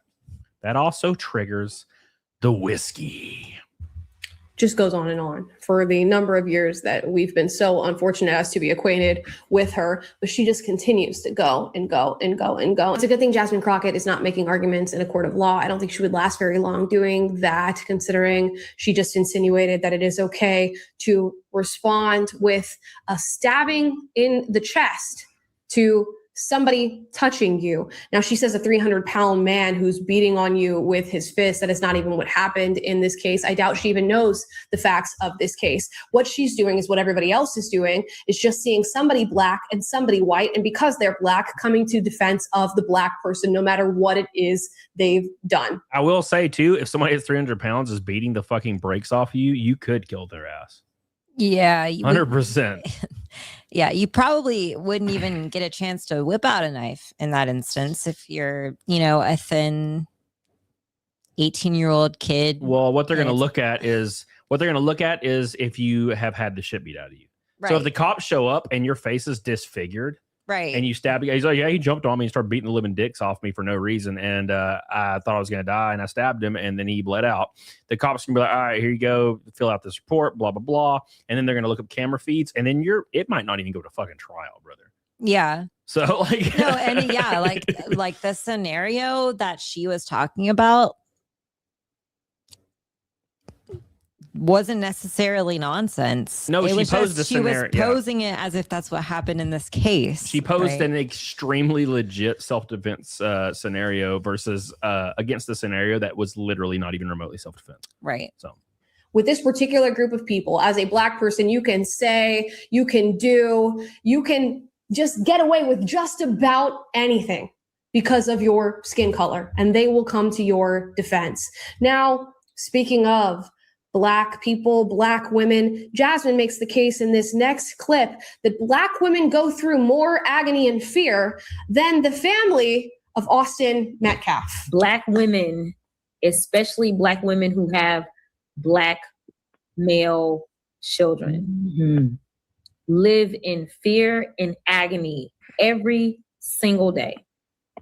A fear and agony that I promise you, the Metcalfs probably never spent a day living that way. Okay, the Metcalfs. Their son just got murdered, by the way, but this is fun. Metcalfs probably never spent a day living that way. She promises you. She promises you. See, this is what we do. We create a little victim totem pole, and Black people, I guess, are the ultimate victims. And therefore, everything they experience in their daily lives is worse than anything you'll experience. She says that Black women who have sons, have sons. Do the Metcalfs have their son anymore? Or was their son brutally stripped from their lives by Karmelo Anthony? I think the reason why why social media is melting down right now is because I think people have gotten. So here's the issue, right? So if you ever say anything negative, right, about any race in general, but like using the hypothetical, say, the Black Americans or Black people in general, say anything negative about them in a stereotypical manner, people are going to be like, why are you generalizing? Right. Which isn't necessarily an untrue statement. Now, here's the issue, is now we're at this point, and we've been at this point for a long time, where you have people like Jasmine Crockett that are generalizing everybody, and people are starting to become, for lack of a better word, completely fatigued by it. Like, oh, all Black women are in pain. Why are you generalizing? Yeah. That's not true. Now, are people disadvantaged in some way, shape, or forms? Or inner cities fucked up, or inner city schools fucked up? Is funding fucked up? Is somebody sure? And many don't want to claim that patronization. Many don't even want those things being said. So it's. I'm sure it's frustrating for a lot of different people. Got you, bitch. I got y'all asses. I broke the chain. Combo breaker. Got him. You thought you won this time. You thought you won. Oh my God. Halfway to Naked Snake, boys, by the way. Don't forget. Is Big Mike in pain? Yes. He's always a pain. Don't forget, every red $100 super chat is a shot of whiskey. Don't forget, we've already had one. Good old Lady Rose just gifted a sub on Kick.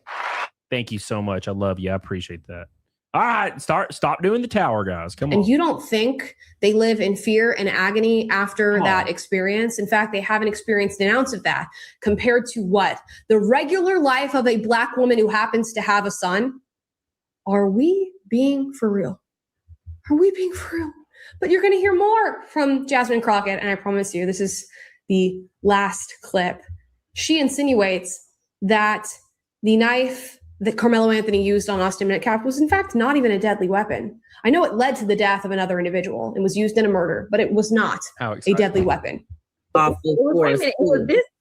it a switch? I don't know what he had. It was like He definitely apparently doesn't know any of this. seemed like it was a multi-tool, almost like a Swiss Army. Like with like with the little scissors and everything and whatever. So it was small.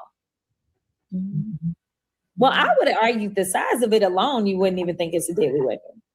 And that's why, yeah, this lady's retarded, actually. Like, she's genuinely retarded. How the fuck did she get elected to anything? They categorize a lot of things as deadly weapons. That like weapon that killed that kid can be a deadly weapon. That knife that killed that kid, yeah, that's actually not even a deadly weapon. Therefore, so you're saying to me that if I kill somebody with this vape, I take this vape and I beat somebody's skull in with it. Like you're somehow John Wicky and you can just make it happen. I'm innocent, actually, because this is it's not a deadly weapon. Sorry, brother. Yeah, no. I shoved a USB drive up a dude's ass and he bled out. It's not a deadly weapon, brother. I can't go to jail. Yeah. She retarded. I think the argument here is like, could he reasonably have thought that stabbing him with that small knife would actually kill him? And that's like the intent argument, I think. Yeah, well, it was definitely not a tiny knife. It was huge. It was huge. Go to lady says, have you tried OBS? I use OBS for game streams, not for like group streams though. It was bad. If it was one of the little, like, I don't know. Like, I do think. Well, that's why he went to his coach and was like, but I don't think I hurt him that bad. She admits she doesn't know. Then she makes excuses and says the size of the blade. I would have argued it was not a deadly weapon. Another on this podcast responds, he may have even forgot he had it on him. This is so interesting. He pulled it out. He forgot he had a non-deadly weapon on him when he used it to take the life of a 17-year-old Austin Metcalf. Now you can see it's so abundantly clear that none of these people even know what they're talking about when they're talking. Say something though. I don't think he would have threatened that boy who was bigger than him the way he was threatening him unless he had a reason to assume he would win a fight. Yeah. So there's that first. Yep. Maverick Cuba says if they really want to race war, put the same media attention on Hispanic and black crime like they do on white and black. They don't get along well.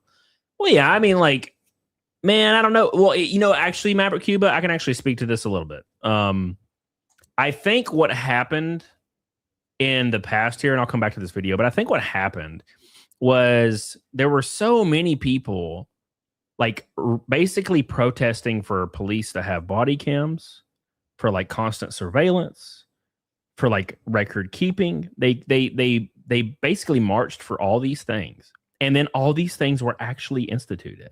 And once they were implemented, it made things way worse. You know what I'm saying? It made things way worse because then every body cam was just like a lady trying to kill a cop for some reason. You ever seen the video of like there's a cop and he goes to a hotel room? It looks like, and the lady just comes out with a knife chasing him for no fucking reason. So the thing here though is you're saying to put more emphasis and energy into looking into other types of race on race crime. The problem with that is no one's going to do it because no one benefits from it like they do with this scenario. Yeah. This is the most divisive. That's what they want. Division. This is the most divisive category of crime. Yeah. It's the whole point. It's to cause strife and destabilize a culture, a country, a people, the Western culture. The whole point.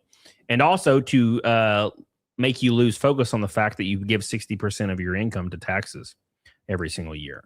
That's like where a lot of this comes from. As soon as a politician says, "Hey, we need to get rid of the IRS," the next day there's some kind of race baiting bullshit. They want us. They want us. They want white people and Hispanic people and Asian people to be angry at white people, Hispanic, black people all across the board 24/7. So you don't actually forget that you're fucking struggling 24/7. They would rather you be worried about the like somebody's skin color, and they're very, very good at it, by the way. So notice how no one's talking about taxes anymore. They just pay it like a good little boy, and they kiss the hand that steals from them every single year. They love it. We love it. We fucking love paying taxes. All of us. Please, God, give me more, right? As long as I can laugh at what a black lady or a white guy is saying on Twitter, then I'm totally fine with it. They're just getting robbed every year. About this What's case, yet they are willing. Really frustrating is I think that the people who actually get hurt the most in constantly cropping up these divisive issues is the black community. You know, I think a lot of people think that it's most affecting the white community and white people, but I think it's actually affecting the black people the worst. Yeah, MMW, you bring up a great point. Slosher says, statistically, if you have a black kid, other black kids are the biggest threat to them. It's like working as a firefighter and being worried about quicksand. That's true. Yeah, Slosher, you're right. I mean, statistically speaking, from the FBI statistics, you're right. Slosher, $10 super chat over on Rumble. Thank you, brother. I appreciate you. Shout out to Shadow, still holding the top dog spot. Shadow is the top dog on Kick and on YouTube. Embarrassing the YouTube boys today. We're one shot into the stream with about 45-ish minutes to an hour left. How many shots will we have? Will PDH have to drink fight milk? Will there be a last-ditch effort to get her the milk, the fight milk and the whiskey? We'll see. MMW says, do we like paying taxes or do we just not want to go to prison? If every person in the U.S. just said, go fuck yourself, no one would go to prison. There would be an emergency fucking at the last moment abolishment of the IRS to claim the win because they wouldn't be losing anything in that situation.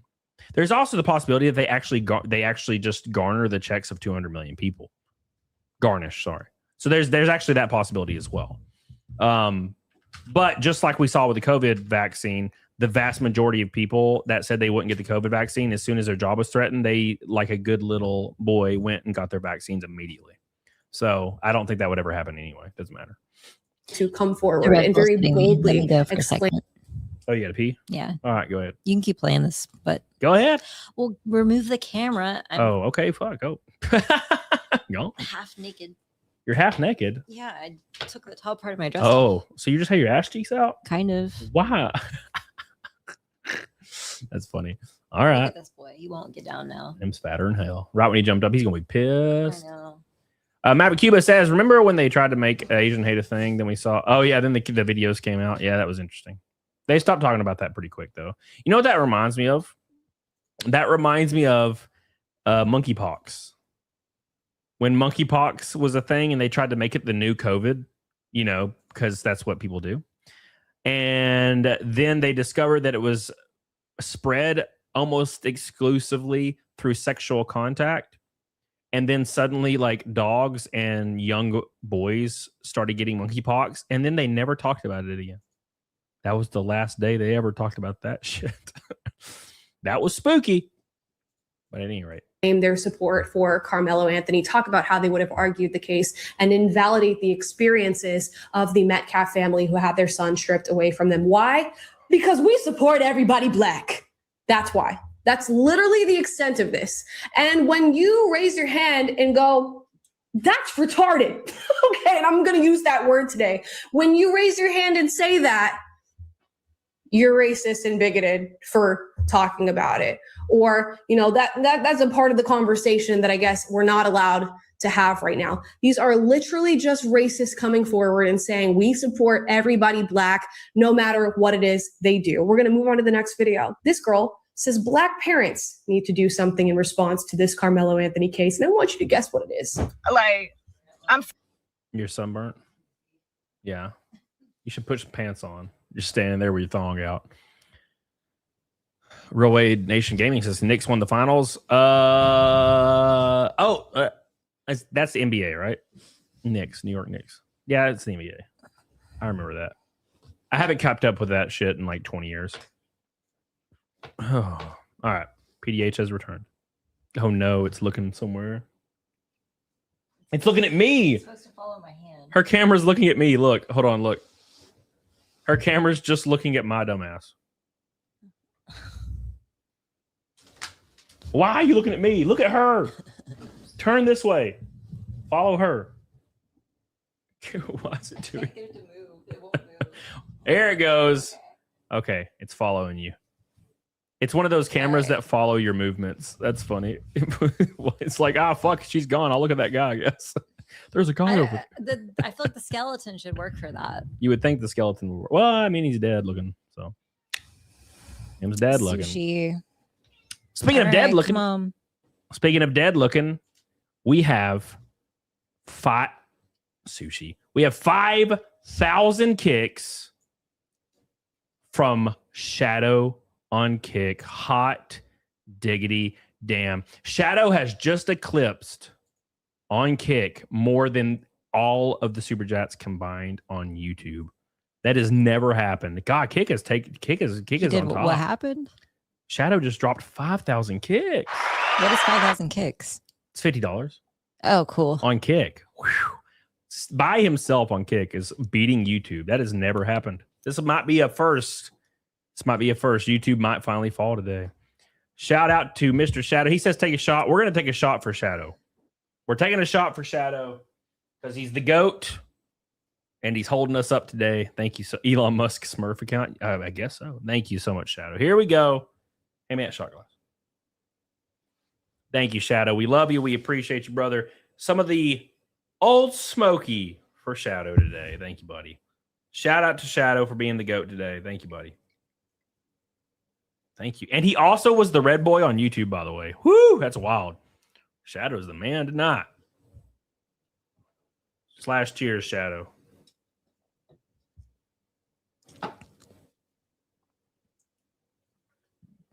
Ooh, smooth and delicious. Thank you, PS2 Chopper. Thank you, brother. Art the Clown's like, what's behind you? Stand up and turn around, please. Thank you, brother. All right, here's a shot for PDH. There you go. Oh, God. Okay. Well, Shadow demands this. Shadow demands it. Hold on. Yeah, I'll just put it right here. All right. Is that Old Smoky from Nevada? Old Smoky Moonshine is Tennessee. All right. What was that thing I downloaded for the camera? OS bot tiny OS bot OS something. It's not on here. It's definitely on there. OS bot cam. It's called OBS bot tiny. OBS. It'll just type in OBS, which is funny because OBS is conflicting. PS2 Chopper, thank you for 10 gifted memberships. We love you, buddy. We appreciate you, dude. Thank you. Shout out to my boy. Thank you. All right, let's continue. All right, here we go. Figure it out. All right, let's play this. We're going to go back to the video. Don't show. I'm showing Sushi. Oh, okay. Look at him. There he is. He's in my lap. There's Sushi. All right. Here we go. Serious. Y'all need to sit y'all's black kids down tonight and have some real conversations. They don't get to run away from a convenience store not carrying anything. They don't get to have a cleaner. They don't get to have a gun. They don't get to have a knife. They don't get to have shit. Okay? Y'all need to be having some real conversations with your people because Black parents, your little sons and daughters don't get to have guns and knives? Yeah. What? Let's continue. yo, bro, it ain't safe out here. Okay? The goal is to get them out of the house and get them back home safely. That's the goal. Okay? Because the world ain't set up for us. And it will never be set up for us. All right? We are not the exception and we will never be the exception. Like, wow. Wow, wow, wow. Like the Karmelo situation, nobody wins, right? A family lost their child. Another family lost kid's life is over. He was sitting there minding his business. But then he decided to object when somebody kept coming on to him. But it don't matter. We don't get. You know what's like? It's Someone coming onto him. So it's weird. Is That kid was where he was supposed to be. the weird Right. part about this is everybody that's defending it. Everybody that's defending it has literally no idea what happened. Right. It's weird. And I feel like they're making it up in their heads. They're like, well, maybe regardless of the witness testimony, maybe that kid was being like, maybe Karmelo was being bullied by that kid and he'd finally had enough and he just snapped, or, you know, like it almost sounds like in their minds, they're thinking like he can't possibly have been the aggressor in that situation. Yeah, I think the only thing I can possibly fathom is people that are defending it are just assuming that like this Austin Metcalf walked with Carmelo Anthony and started beating him within an inch of his life, and even if they're told that that's not what happened, they just say, I don't care, that's what happened in my mind and I'm going to keep it that way. That's the only thing I can fathom. Right. You know, cognitive dissonance, Lex. Yep. To stick up for ourselves. So And I we feel like need a lot to of it's learn some. projection, right? Like, Yep. so a lot of it might be projection, because I feel like, you know, a lot of these people that are defending him, maybe they have had scenarios in their life where they either have been told since their youth that the world is going to treat them unfairly, or they've been treated unfairly in some circumstances. And so they have this like internal turmoil over being Black in a Western society, and it's causing them to biasly look at what's going on in this case. Yeah. Yeah. Ericaya says they're trying to rationalize the situation, but they are retarded. Thank you so much, Eric Kais. Love you, buddy. Appreciate you. Eric Kais coming in with the orange boy. Thank you, man. Appreciate you, brother. Shout out to my boy, Eric Kais. That makes me want Panda Express. And they're not open, though. Damn. And you think about it, too, like a lot of people are told that, you know, the justice system is going to treat, you know, people of color unjustly, like across the board. And so a lot of them might be disbelieving of what they're being told formally is the facts of the case. They might be hearing those facts and just like thinking that they're untrue or lies or presented in a way that's unfavorable for Karmelo, because they're told that they'll be treated unjustly in the justice system. And so that's also a talking point too. Yeah. Jeff on the road says Knicks won and the usual is happening. What do you mean? Like they're riding?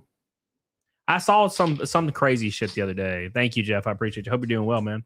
Shout out to Shadow. The only both shots of the night have been Shadow on kick. Thank you, brother. Here we go. We need to teach our kids some serious discernment, and you don't get to fight back all the time. And it's Yeah, very disappointing. it's But y'all need normal to for sit down with everyone. y'all's kids and have some real ass conversations. Okay, y'all. It's very disappointing you don't get to stab people in the chest. It's very disappointing that you don't get to have a knife when somebody puts their hand on your shoulder or grabs you. You don't get to stab them in the chest. We are not the exception. That's the extent of what I'm hearing in response to this from the supporters of Carmelo Anthony, that Black kids are somehow oppressed because they don't get to respond to verbal altercations or like physical altercations with stabbing somebody in the chest with a knife. And we have to sit here and listen to these individuals and treat them as if they're making an argument worth making, an argument worth even hearing or arguing back and forth over. That's what we have to listen to these days. If Black parents need to have a conversation with their kids, that conversation involves not bringing knives to track meets, not pulling out those knives when somebody asks you to leave an area that you're not supposed to be in, and not plunging those knives into the chests of other people. That's the extent of the conversation. It's a pretty simple conversation that I think even most don't even need to have with their kids, because kids learn very early on not to stab other people in the chest with knives. I guess that's like the Black people are an exception to that conversation. So if that is a conversation you need to have with your kids, I'm going to be questioning your parenting. This brings me to the point of social media and where it is right now. So social media is becoming, especially like X, Yeah. the amount of people that are on X, the amount of people that are on all these things is astronomical right now. and they are seeing videos like there are like people watching Jasmine Crockett say crazy shit, and it's almost creating this like new like era of like extreme racism that I don't necessarily think is a good thing. Right. But it's because there's these people that are getting lifted up in the algorithm, and they're saying the most insane dumb shit possible that are just making people more and more angry. Right. It almost leads me to believe that it's China. I'm going out on a limb here. Right. Like how many like people of color came on here, or Black people, and like had great takes, and they wanted to condemn all the nonsense they saw going on, but then the algorithm didn't pick them up because China controls the algorithm. Yeah. And now all you're seeing are the bad This takes. was China. It was China's fault. Wes Beck, what's up, brother? How you doing, dude? Hope you're doing well, man. I saw a picture of you online somewhere. It was like it was like a footage picture of like a wrestling match, and you were just sitting in the stands. Am I crazy, or am I making that up? I feel like I saw that recently. All right. Well, at any rate, shout out to Eric Haas. We're 130 from Naked Snake, 630 from Fight Milk for the first time, making Jesse drink Fight Milk as well. And we're 2 shots of whiskey in, both from Shadow on Kick. We love you. We appreciate you. I didn't take my shot yet. Oh, well, take it, you goofy. How can you besmirch Mr. Shadow? Take the shot. Take the shot. Yeah. Shout out to the Shadow, everybody. All right. Shadow says he's tapped out. Well, you've done enough, Shadow. You've done too much. I appreciate you, brother. Shadow's the GOAT. Thank you, buddy. He's the man. Hey, he got us halfway there. Or way past halfway. Halfway there. Way past halfway. Thank you, buddy. Okay, but apparently the prevailing narrative amongst this camp of people is that you should be able to respond in that way. But because you're black, the system's gonna, rail against you for that one. And you're getting 35 years to life. Nobody else, though. Nobody else. Let's watch another video here on TikTok that talks about Karmelo's history as a law-abiding high GPA student. A 3.7 GPA Black student. The captain of his track and football team. Who stabbed somebody in the chest? No criminal history of violence. Up until he stabbed somebody in the chest. Claims self-defense after being assaulted. And then stabbing that person in the chest. And is found guilty of murder. Because he stabbed somebody in the chest. In the same exact year that this Asian man walks free after hunting down a Black child, a 14-year-old, for allegedly stealing a fucking water bottle. What does it have to do with him stabbing somebody in the chest? You know what's weird is people keep saying this was only his first offense. I'm like, first offense, they don't matter in murder. You don't get a first offense murder charge. Yeah, it's my first murder. Let me go. Yeah. The justice system is not broken. It was never created for us. Why do you need special circumstances? I have nothing else. My heart goes out to Karmelo and his family. May the ancestors be with him. Except not the kid that died, though, of course. Billy Hatcher's like, she's the Black version of Venti. Brittany Venti is Black. Yeah, she is Black. What are you talking about, Billy? She's literally Black. Mama is a great podcaster. Karos, where Oscar Mike? Take the shot. Hey, Karis, how you doing, brother? My man. Long time no talk. I saw you on stream with Lavistro before I went live. How you doing, buddy? Hope you're doing well, Mr. Karos Gaming. I was thinking about you today or yesterday. I was thinking about you yesterday when I was at the gym. I thought about Left 4 Dead, and I kind of like got the itch, and I was like, I need to fucking text Karis. Thank you, brother, for the orange boy. We love you. We appreciate you, brother. Thank you, thank you, thank you. Here we go. May the ancestors be with him. I mean, I guess. I guess I don't know what else you got going for you at this point with a 35-year prison sentence for, again, stabbing somebody in the chest. The amount of excuses that people are willing to make is just dumbfounding. And the amount of excuses that start to sound like we as Black people are just inherently violent and we don't get to act with our inherent violence is a little ridiculous. Like, you're making race. Yeah. So the talking point there was especially, and I don't know if you caught it, but it was especially egregious because she was comparing it to an Asian man walking free, as if she thought that Karmelo should have walked free. Yeah. Like, the only argument I'll ever accept in this scenario is that the charges in the 35 years, like, that's the only thing that is in the murder charge severity. That's the only thing that is even remotely kind of arguable, and it's still not even that arguable, right? Like, we've heard the facts of the case. It sounds like the right verdict was issued based on what we've heard, but it's crazier to me when people try to argue that he shouldn't have been convicted at all. Like, that's crazy. Yeah. There's arguments that can be made for like a lesser sentence, maybe.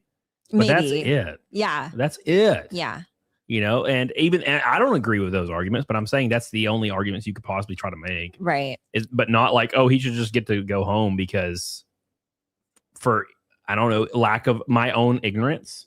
Like, he should be innocent because my own ignorance of what happened. That's not how the justice system works. Right. Just because you have no idea what actually happened and you don't want to research it and you're just repeating what you heard another person on TikTok say, doesn't mean that somebody gets to walk free now. It's not like a judge is sitting there, divvying out like, a sentence or a verdict. And he's like, well, we've heard the facts of the case and it looks like he may be guilty, but I saw somebody on TikTok say he shouldn't be guilty because they don't actually understand the case or researched it. Therefore, he's not guilty. It's not how shit works, unfortunately. So it was only my first kill. Like, easy up, bro. By the way, make sure you guys do me a favor and like the show. Every $100 super chat is a shot of whiskey. Shadow has both of them on Kick. Not on YouTube yet. What's going on? Kick is starting to rise above. Rise above. Here we go. This arguments for them at this point. And as a half Black person myself, it is unacceptable what I'm hearing from this particular group. And it's crazy to even think that I could just by skin color association be lumped into what I'm hearing on my screen right now and what I'm sharing with you guys right now. Oh my gosh. Like, this cannot be real. You guys cannot truly believe this. Something has gone wrong. The amount of cognitive dissonance, the amount of just lack of regard of reality in this case is truly astounding. But I guess we do just have a large group in our society that believes that you can respond to conflict in this way and that you should get away with responding to conflict in this way. I think we're going to do just a couple more. I will say that this situation is only going to lead to more people getting killed. Yeah. I think that's what's going to happen, right? I mean, all of these types of divisive cases that blow up do. Yeah. I mean, we might not hear about it, but I'm sure they do. Yep. Because I don't think I can handle much more. And I don't know if you can either. Here's a Carmelo Anthony supporter saying, kill one of us, we'll kill one of y'all. Shocking. Oh, exactly. Oh, I've never heard this one before. Yeah, 100%. Ain't no fucking judicial justice for Black people. How many motherfucking decades and decades have to go by where you don't receive that? Your justice. OJ got off in like what, 1992? 1994, right? 95, actually. Something like that. So it's not been decades and decades. Come on, brother. It's fucking frontier justice. They kill one of y'all, you kill one of them. Our toughest soldiers. So is this guy killed somebody yet? Toughest soldiers. Or is he telling somebody else to go kill somebody right now? What is he doing? I don't know. So has this guy killed somebody yet? Because he's like saying we should go kill people. So ain't gonna do shit. I'm talking to you. That's ironic because like it was You the ain't white gonna boy do that died. shit. So you're saying like a white boy was killed, so now black boy needs to be killed? Is that what he's saying? I'm confused. yeah, well, I about think his point. I think that's what he's saying. But I will say this: I'm pretty sure that the FBI should look into this video because this is 100% inciting violence. 100%. Yeah, this isn't a freedom of speech thing right here. He's inciting violence directly. He's saying go kill people right now. That's that's not a good one. I wouldn't say that. Maverick Cuba says kings and quans with brains and things. What's up, Maverick Cuba? How you doing, brother? Thank you, man. Thank you again. Maverick Cuba is just back to back to back to back, all stream, every stream. Thank you, man. I appreciate that, dude. I love you, man. Appreciate you supporting my tiny little ass. Thank you. But kill up on your own.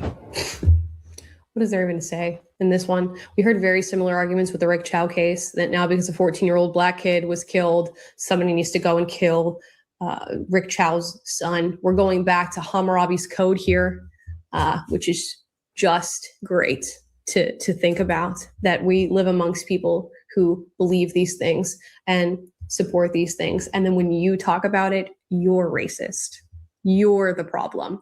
The criminal justice system that locked up a murderer is in fact the problem because it's pitted against black people. This is the white man holding black people down, holding them down from stabbing people in an argument. Okay, last one. This one's from Cardi B. She tweets out, wow, just freaking wow. Disgusting. This is not justice. This is trying to make an example. Oh, guys, I can't take any more of this. Here's the issue is, and this goes back to what I said about social media earlier, is you have people like Cardi B who has millions of people like watching what she's saying, and she's saying stuff like that. Yeah. And it's the reason she's saying it is because she's completely ignorant to what actually happened. And she doesn't care to look it up or even research it slightly. So she's going to say these things, cause division, and cause somebody to get fucking killed.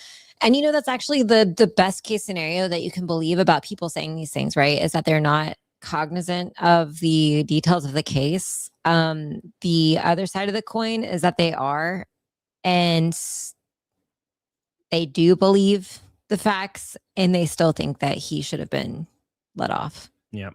There are people like that too. Yeah.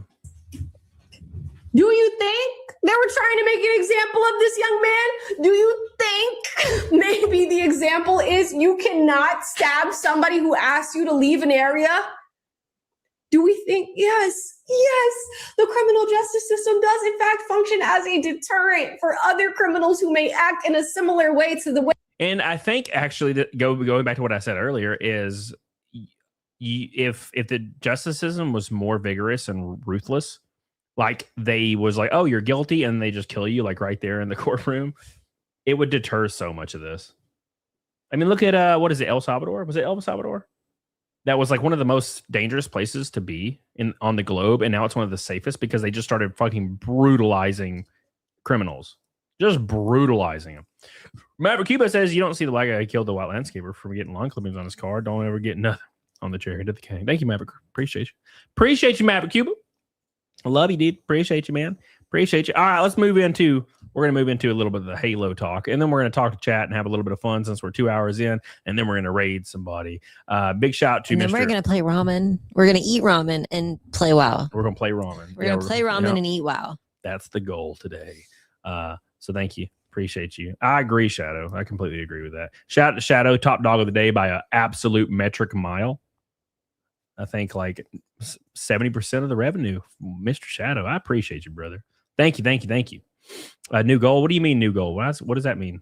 You mean at the top? You mean like this? Like just do another one of these? Yeah, I'll do that. I don't know what you.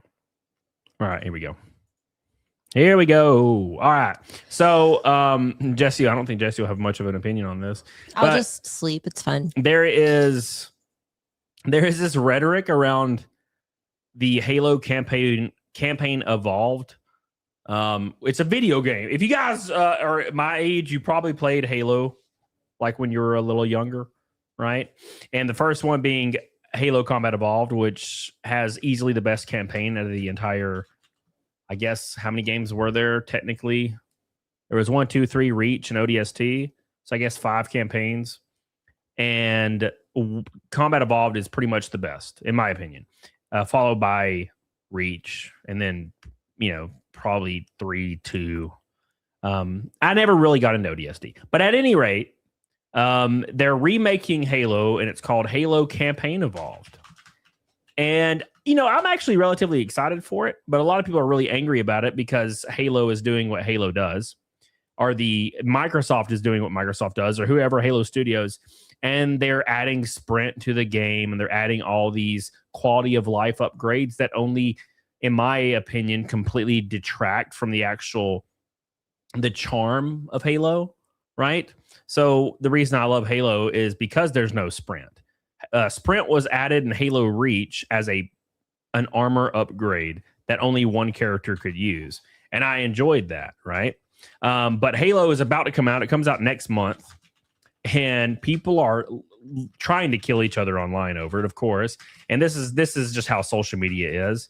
I remember I had somebody telling me to off myself over and over because I said I preferred Halo to Doom, and I thought Halo was more influential as far as like online gaming went than for any first person shooter. In the mass scheme of things, like, yeah, there was stuff before then on PC, but Halo is when the casual gamer came in and was completely taken over. And it led to Call of Duty. It led to all this shit. And I had people telling me to off myself because I had that opinion. So that's just social media. Strong Opinion says, when's the Cody and Gabe Halo stream? Why no WoW gaming streams? I don't know, man. I really don't know, actually. I prefer WoW to be like my alone time. WoW is my alone time where I get to relax and turn on like a creepypasta and play WoW and like grind. You know what I'm saying? Thank you, Strong Opinions. I appreciate you. Thank you. Shout out to Strong Opinions for the gold, boy. We love you, buddy. We appreciate you. It's 100 from Negative Snake. And 2 shots in from Shadow. Both shots are Shadow. Shout out to Shadow. Here we go. So at any rate, I tweeted this out because my biggest upset is, so for people that don't know, everybody that is a classic Halo fan hates the fact that new Halo games have sprint. And what sprint is when you can click a button and run really fast. And I agree that Halo should never have sprint. I've always, held that belief. But they thought, the developers of Halo think that every shooter has to have a sprint no matter what, right? And of course, Halo Campaign Evolved has a sprint. And I said on Twitter today that it looks like Wario running in Mario Party. Like, look at him. It just like he looks like a goofy, like he's so goofy looking, right? And now this is just a joke, but people are like, the issue is you can't toggle off sprint. So the reason people keep saying the dumbest shit, and it just makes me angry, is like, what? Well, just don't use the sprint button. No, but you can turn off sprint. You totally can. The way is there's a skull that you unlock that's on the second to last mission. The second to last mission has a skull you can find that turns off sprint. Why not just turn it off? What's the point then? Why not turn off sprint? Why not go into settings, disable sprint immediately? Or when you start a new game, it says, do you want to have classic Halo or new Halo? That's like when all Resident the Evil. best zones in WoW are the zones before you get a mount, and then you get a mount, and it's like you just want to start over with a new character to play the cool zones again, and you don't even get to enjoy the mount. Yeah, but people are saying just don't press the sprint button, bro. And I'm like, or just don't have it in there. I'll never understand this. Why do they keep doing? Why does every Halo release have the same shit? I'm tired of it. I'm just so tired of it. Where the hell have you been? Go low flow. Pookie, I forgot about that. Yes. I'm frozen. Why'd your camera freeze? I don't know. It froze terribly too. I know. Hold on. Oh, you're just borked. Borked. Disable your camera and add it. How do I do that? Just like you did. Your browser has lost connection to your camera. Oh my God. Oh my God. It's blinking. Maybe it's green. Oh. Now click something. The red boy has disabled her camera. Golo Flow did not want her camera to be involved. Nothing's working. I would just close all your browsers. Like this? Yeah. And just rejoin. There you go. Yeah. They can still hear you. You're fine. Because you're on my soundboard. Thank you, Golo Flow. We love you. We appreciate you. We got to take a shot for Go Low Flow. Oh my If God. they can't see me, they can't know if I take the shot or not. This could be a good thing. Oh, it's fixed. Oh, there you go. Now you have to take the shot. Les Strat says you cocksuckers that use it though would really get on my fucking nerves. Nonetheless, yeah, that's. Well, oh yeah, I forgot I have to mute you. I don't like Sprint. I like Sprint in Call of Duty, but I don't like it in Halo. Let's take a shot for Go Low Flow. That puts us at exactly 500, which makes Naked Snake alive and puts us exactly halfway to making PDH do Fight Milk, which was the goal for tonight. You might have to do it. Sometimes the late minute rallies, they happen, brother. Go Low Flow, shout out. Go Low Flow, we love you. We appreciate you. Time for a shot of Old Smokies. Shout out to Shadow. Shout out to Go Low Flow. The Red Boys are in the house tonight. Thank you. Mind if I steal a smile? Are you talking to me or like who are you talking to, Go Low Flow? Come on. All right, there's mine. Who is Go Low Flow? We don't know. Is it somebody else that we already know? That's what I think. I feel like it's Reagan. I'm just moving to somebody else now. Reagan. I don't think it's Reagan. It might be Reagan. Gavin says Halo had influence for sure. Quake is probably OG as far as FPS online. Well, my point is, no, I played Quake 3 Arena and I played online shooters before Halo. But Halo coming out on Xbox and Xbox Live becoming the norm and casual gamers getting really sucked into that turned a $1 million industry into a $1 billion industry within a year. That's my point. And I think Halo was the catalyst for that. I love Doom. Doom 2016, I probably like more than almost any Halo game, with the exception of Halo's classic Combat Evolved. I fucking love Doom 2016. But I'm just saying, it went from 100,000 players across all games to 100 million, you know, like within 1 or 2 years. / cheers, Golo.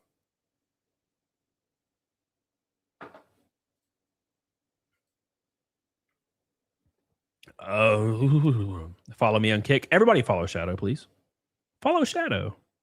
Well, on Kick, please. All right, here's your shot. Thank you, Golo Flow. No. That's 3 shots tonight. That's like a record. No. We might actually die tonight. No. I'm glad I ate all those baked beans. Help. They were fucking good, brother.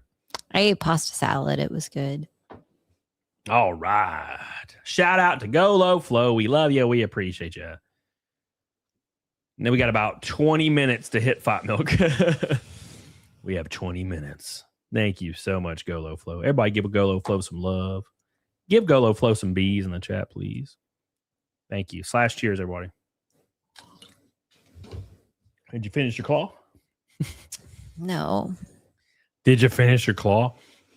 But everybody's angry. I gotta say though, completely honestly, I'm actually looking forward to Halo Campaign Evolved.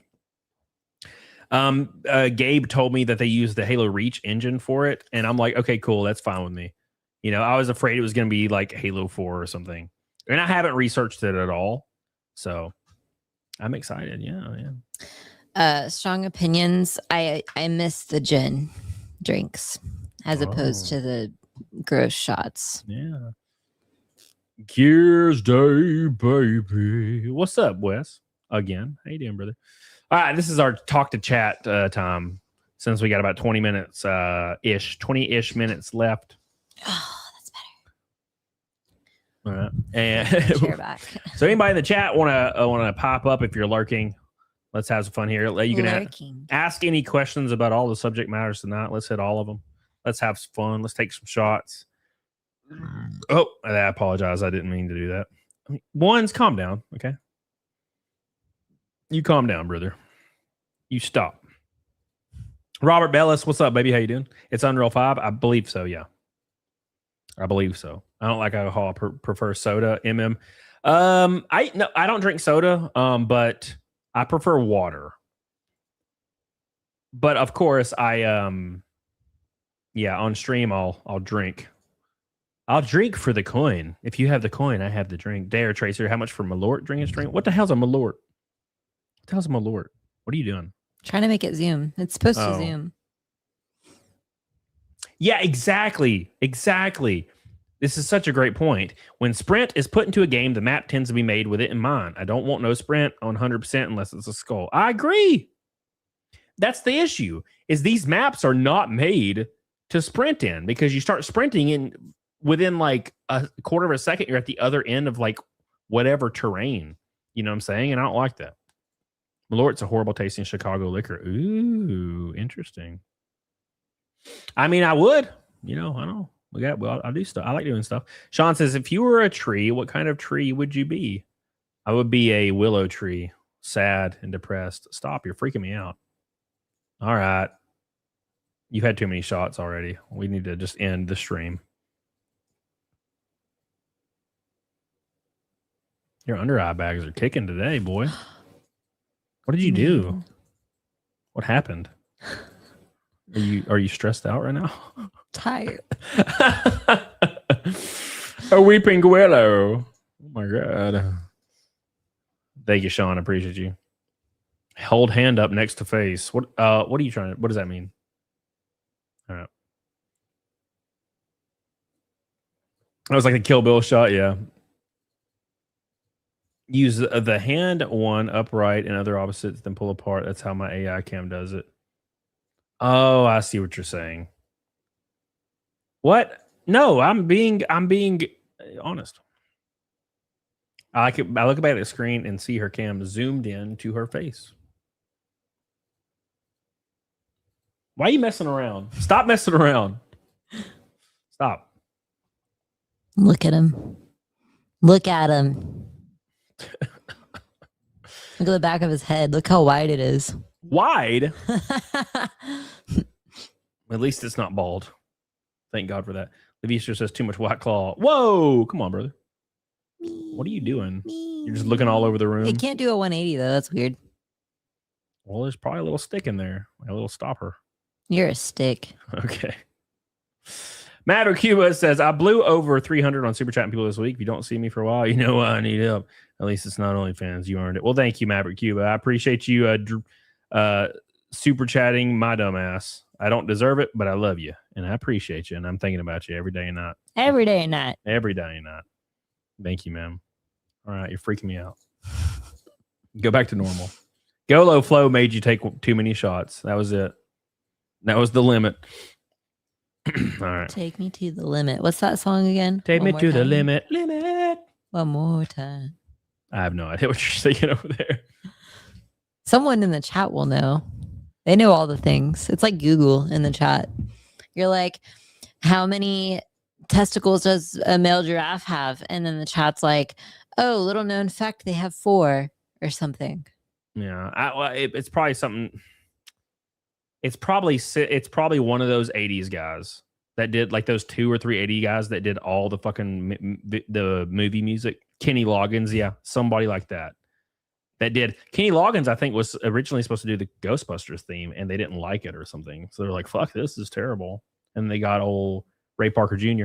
Slosher with a $10 Rumble rant says, I was in junior high when the Xbox came out. Halo took a hobby from something that the nerdy kids did in their basement to a hobby that jocks did. Exactly. Have I ever told you guys the story about how I became a cool kid in school right before I quit school? You were never cool. Don't lie to them. I was bullied relentlessly, and then Halo came out, and I played Halo, and then Halo 2 came out, and I played on Xbox Live like every day, right? And we had a LAN party, and one of the cool kids that was kind of like one of the cool kids that would talk to like the nerdy kids, me and him started talking to each other over Metal Gear Solid. And he was like, you play Halo? And I was like, yeah, I play Halo. And he's like, you should come to the LAN party. So I go to this LAN party at this kid's house, and he lives in a mansion, by the way.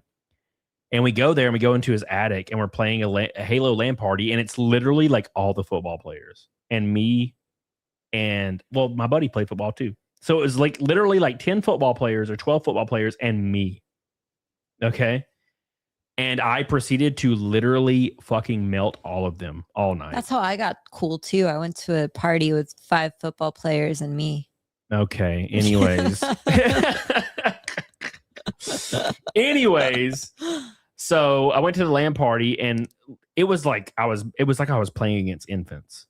They were like running around looking at the fucking sky, and I was sniping all of them because I've been playing Xbox Live for like months. Right. So from that moment on, I was like a cool kid. Like I was like, everybody called me Denny. All the cool football players would be like fist bumping me, Denny. Is it because you look like you ate at Denny's every day for every meal? That's probably what it was. Had nothing to do with my last name for sure. What's up, Whiskey Gravy? How you doing? We got 13 minutes to hit Fight Milk tonight. Shout out to Golo Flow and shout out to Shadow, the two providers of whiskey tonight. Every $100 super chat is or 2 pinks back to back or a shot of whiskey. We're on number 3, or well, technically we're up on number 4. 3 slow far. Thank you. I appreciate you guys so much for all the love today. You guys are goated as hell. Goated as hell. 10 football players and Cody sounds like a sex tape. Yes, sir. It sure does. MM says, I miss LAN parties. We still have them sometimes. We went to a LAN party. I guess it's been a little while. Yeah, it was. We should do that at the house one day. That'd be fun. Yeah, like I can't play, but yeah, we went to a LAN party probably like a few years ago now, and it was Halo 3 and Call of Duty Modern Warfare, and we got drunker in hell, you know. So we got drunker in hell, boys. Thank you for the raid, Valhalla. Oh, what's up, buddy? We were like nibbling on that dog's ears with our lips because they had soft ears and we were drunk, and the dog was cuddling us, and we were just going. We were like biting the dog's ears. Yeah, that was funny. Fun. That was a good time. Yeah.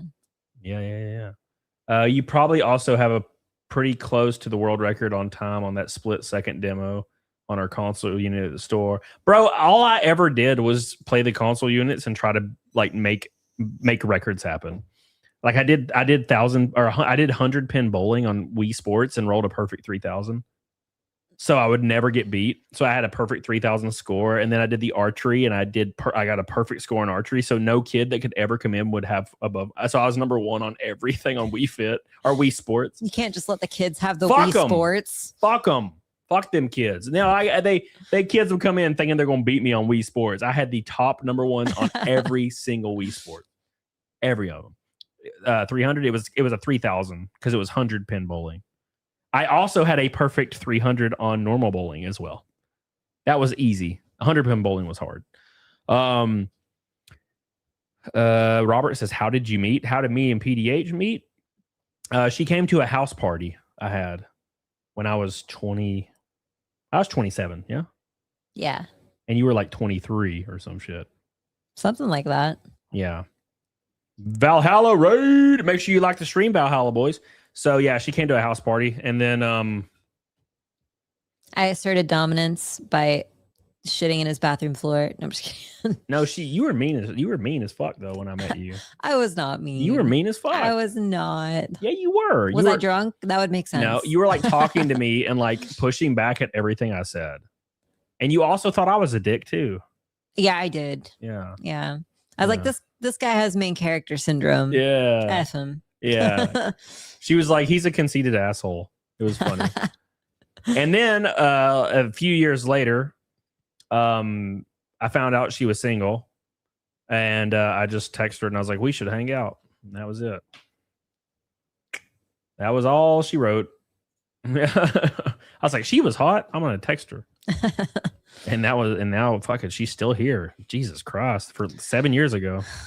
It's been a very, very long 7 years. Damn, brother. Shadow with 10 gifted subs. He's still going. He's still going. Thank you, man. Jesus. My boy. Damn, brother. Appreciate that, man. Thank you. That sucks.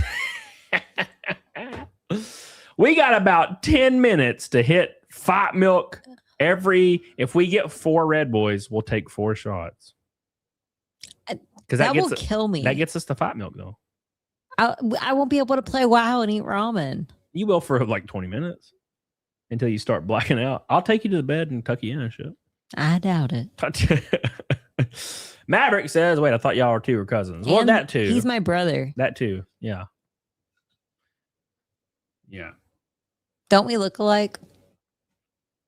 I don't think so. Lounge Singer says, who has more the 7-year itch? Well, I'm sunburnt, so I'm pretty itchy right now. I am Cody has AIDS, so he's real itchy all the time. Okay. Listen, I don't crabs. I'm too tired. To be itchy? No, I'm too tired to like venture out and find women. I'm like actually old. You need some like mail order women. No, that's what I'm saying. Is who has the 7-year itch? Do you know what he's talking about? Yeah. Well, I'm saying being obtuse. Anyways, I don't care enough. I'm tired. Yeah, if I was to go venture out on my own, like things didn't work out, I would just have cats and crochet and drink tea from fancy, basically what I do right now. Yeah. I just by myself forever. It's funny because I heard about the 7-year itch when I was married. Yeah. And my ex-wife left at the 7-year mark. You weren't married for 7 years. At any rate, you get what I'm saying. At any rate. AI chicks, hell yeah, brother. Hell yeah. All right, shout out to the Valhalla Ray, by the way. Thank you, buddy. Appreciate you. You got a few minutes left. Should I put another whiskey goal? It worked with Golo Flow. We're gonna put another one up there. Art the Clown said it's usually women that get the 7-year itch. Guys just have a consistent itch. That's like the Hulk. It's like his secret is that he's always angry. Yep. That's my secret. I'm always angry. I'm always itchy. I'm always itchy. That's funny. Carrie says the 7-year itch is a real thing. Just saying, well, explain more. Don't be vague in the chat right now. Explain, Carrie. I want to hear your personal 7-year itch. Have cats, take that cat and rub it on a cat, and the cat gets all fat. What the? I shouldn't even be reading chat right now. What? I think he's talking about cats having sex. That makes sense. That makes more sense. He's talking about cats fucking. I just didn't think about that. I don't think about that kind of thing. You know what I'm saying? If you're lurking in the chat, make sure you speak up so I can see who's all here. I feel like the 7-year itch is for people that haven't been in many long-term relationships, though. Yeah, I think it's people that start young and they're like, I haven't experienced life. Yeah. Yeah, I've experienced it, brother. I'm tired. Like I went on my crusades where I went through like 100 women, and I've been through the marriage, and now I'm like, all right, cool. I'm good. You know, I'm fine with all that. So anyways, I'm here. Suffocating. No! Milt, please. Don't do it. Don't make me suffer. I'm already suffering. Cody, weren't you planning on replacing your chair? Yeah, I should do that. This chair smells like death. I want to replace my chair too. Maybe you could replace your chair with my chair if you like it. Your chair is great. Why would you replace your chair? Because I can't touch the floor. I've never been able to touch the floor in it, and it bothers me, and it's too big for this desk. You're just too small. I know. Which is funny because you're not. I'm normal height, but this chair is just like my feet dangle 3 inches off the ground. 3 inches story of my life. Carrie says it's a rough time during a relation where you tend to butt heads, but if you're strong enough, you make it through. We've always butted heads. We don't butt heads, do we? No. I think we only on the things that matter. We squash shit really fast. We're both the type where we just like don't want to deal with it. So we're like, it's fine. Yeah, we're like, let's talk about this thing. All right, let's make spaghetti. Yeah. Third Martian. How you doing, brother? Spaghetti sounds good. Do we have spaghetti stuff? We don't have any. We have ground beef, yeah? It's in the freezer. Oh. We bought it like 3 weeks ago. Of course it's in the freezer now. Oh. Gay. I want ramen anyways. I want some meat, brother. I'm tired of eating only raw. We could put hamburger in the meat. That'd be good. I mean, in the ramen. If we hit Fight Milk, you have to show your thong. What? No. I just read that chat on Rumble. No. That's gay. Come on, entice these incels. Give the incels something to look forward to. Jay Sledge, I'm in that middle area where I want to be in a relationship, but I also like if we hit 1,500 and I don't have to do Fight Milk. Yeah. Okay. No, that's really dangerous as a man to be alone and then really prefer it. Then you're fucked. That was me for years. I was like, you know what? Actually, I like this. And I never want to be anywhere else. And I could never see myself with anybody ever again. That was me in like 2017, 2018. Yeah. Bro, there was nothing better than going home and it's silent and getting on my computer and turning a movie on. And then like Jacob lived with me, so he'd like walk in and be like, "What are you doing?" I'm like, "Watching movies." I'll be out. And sometimes he'd sit there and drink, and sometimes he'd go in his room. It was the best. God, it was the best. Well, that's kind of what we do. Yeah, exactly. Well, I had to Except wait. for when I'm like, we have to clean the house, and you're like, why? Well, I had to wait. Like, yeah, I had to wait very patiently to find something like that. David says, "You're awesome. Thank you, brother." Thank you, David. Sir Chonks says, "That's how me and my wife were. I got to keep my 3-liter Fago bottle to piss in, and she got to keep bleeding and not dying every month." What the hell does this mean? I think Sir he Chonks. thinks that pissing in a bottle is just as bad of an issue as periods. Man, dude, I fucking love it. I love being alone. But also, I feel I don't feel any different now, too. It feels kind of like I'm still in that space. Because, like, PDH doesn't give two shits. She'll go to sleep, and I'll just stay up listening to fucking creepypastas and working on whatever I'm working on. Yeah. Like, there was just be in the living room crocheting, and he's playing guitar in the other room. Yeah, there was like a 2-month period where all I did was play Elden Ring all day, every day. I don't even think I talked to Jessie for like a while. She would come down at like 6 a.m. and it was bright outside and scare the piss out of me, by the way. And I'd be sitting there playing Elden Ring and she'd be like, "Why are you awake?" And I'm just like, "Oh!" I'm like, "Yeah, I'm still playing Elden Ring." And she's like getting up for work. I'm like a succulent. I require a little attention. Mm-hmm. Yeah, dude. I would like more back massages though. Well, too bad. That's too damn bad. Too damn bad. All right, we got a few minutes left. Any last takers on shots of whiskey for super chats and kicks or rumblies? Appreciate you guys so much. We got 3 today. Go Low Flow for 1 and Mr. Shadow for 2. Shadow is the top dog by a hot diggity mile. Appreciate you, brother. Too much. You did too much, brother. We appreciate it, man. We love you. Shout out to my boys. Thank you, thank you, thank you. I'm the one good thing about drinking. The reason I've been doing drinking streams more, like honestly, is because I don't black out. When I used to do drinking, I had to stop doing drinking streams in 2020 because I kept blacking. I just kept blacking the fuck out because people would drop like, it would literally be there'd be like 16 Red Boys, and I would just black out. But now it's like 2 or 3. It's good. That's like really reasonable. Sea Beast Force says back rubs lead to other things. That is true. No, how'd that get in there? That is true, brother. Because then, like, when you're giving back rubs, there's the cheeks. The cheeks are like at your pelvic region as a guy. Yeah. And that's, yeah. And then all of a sudden you're like, oh, biology. I think he's talking about situations where like women have to be convinced. Oh, that's true. Yeah. I never say no. I just go to sleep though. That's fucked up. What? Why I never say no.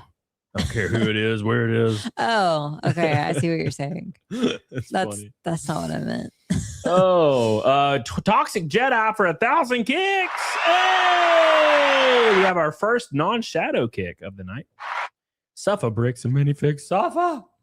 Suffa bish. Thank you, brother. I appreciate you. Yep. Thank you. Appreciate that. Back rubs lead to back. Hey! Based. Back rubs lead to back shots, brother. Hell yeah, dude. That's what I'm talking about. Yeah, I mean it's kind of the idea though. It's kind of the idea. Well, I learned that from Tinder. Every girl that would hang out with me and then drink a little and be like, "Can I stay?" I'm like, "Yeah, of course." But you just rub their back for a second and you knew.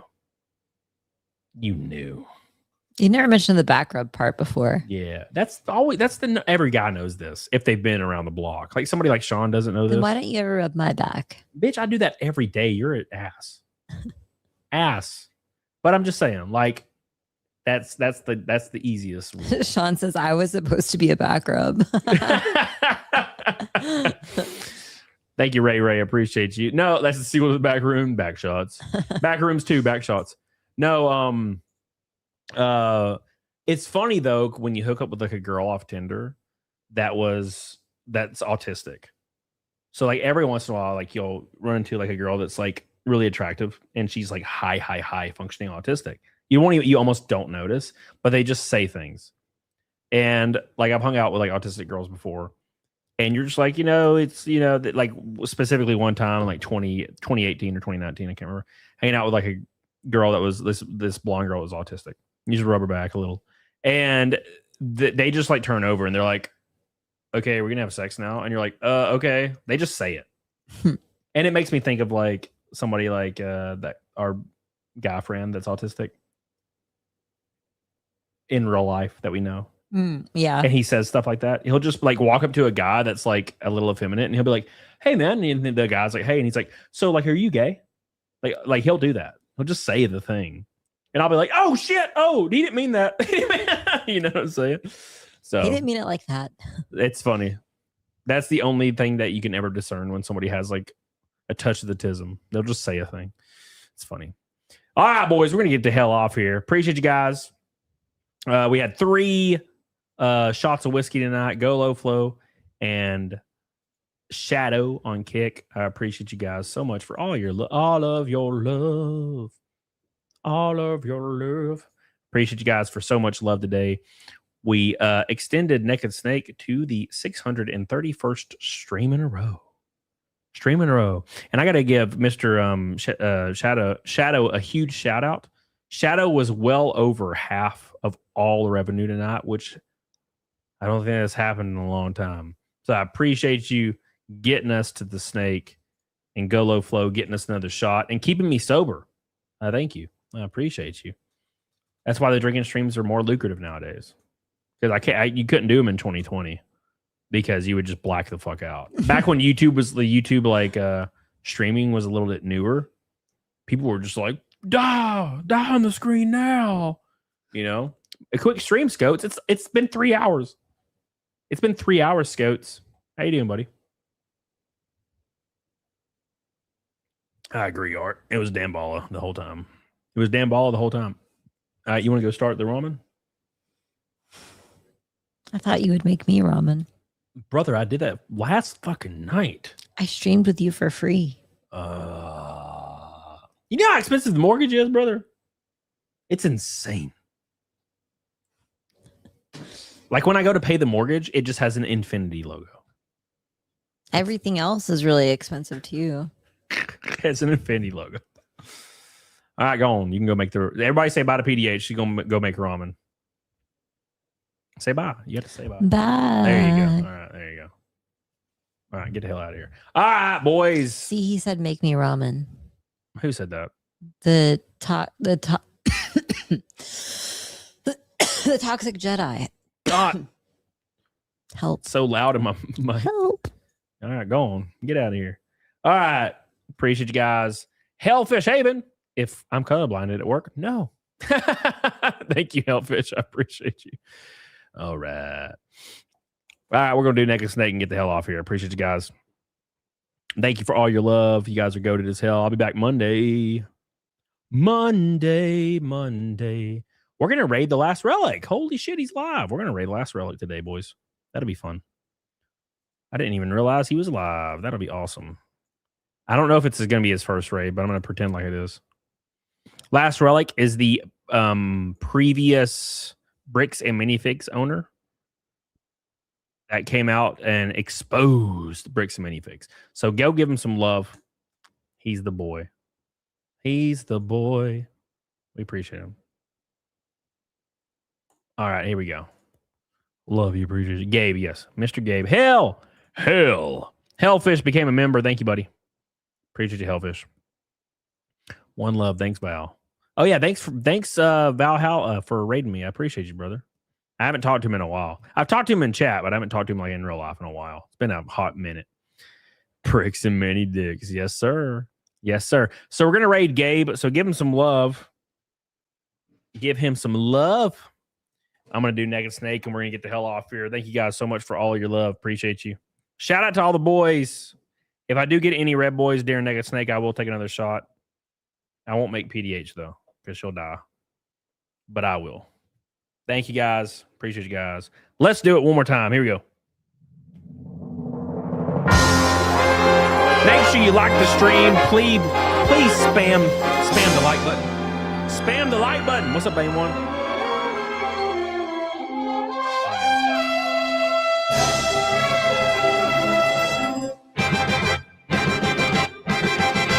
Hell yeah, Wes. It's that time. It's that time again, boys. For you to spam the like button, spam the snake emojis. Let's have a great ass time. Thank you for hanging out with me on a Saturday. It's been a lot of fun. I thank you. Shout out to Shadow. This is a Shadow Naked Snake. What a thrill with darkness and silence through the night. Here we go. Call me. What a thrill.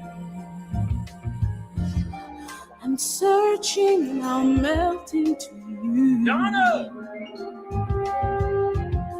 What a fear in my heart, but you're so supreme. I give my life, not for honor, but for you. Snake eater in my time. There be nobody else. Cry. It's the way I fly to you. Terrified. I'm still in a dream. Snake eater. Someday we'll go through the rain. Someday you feed on a tree frog. It's the trial to survive. Oh my God! Can you feel it, boys? Here we go. I give my life, not for honor, but for you. In my time, there be nobody else. Cry, it's the way I fly to you. Thanks. I'm still in a dream. Snake eater. 631 streams in a row. Thank you guys so much. I appreciate you. Here we go.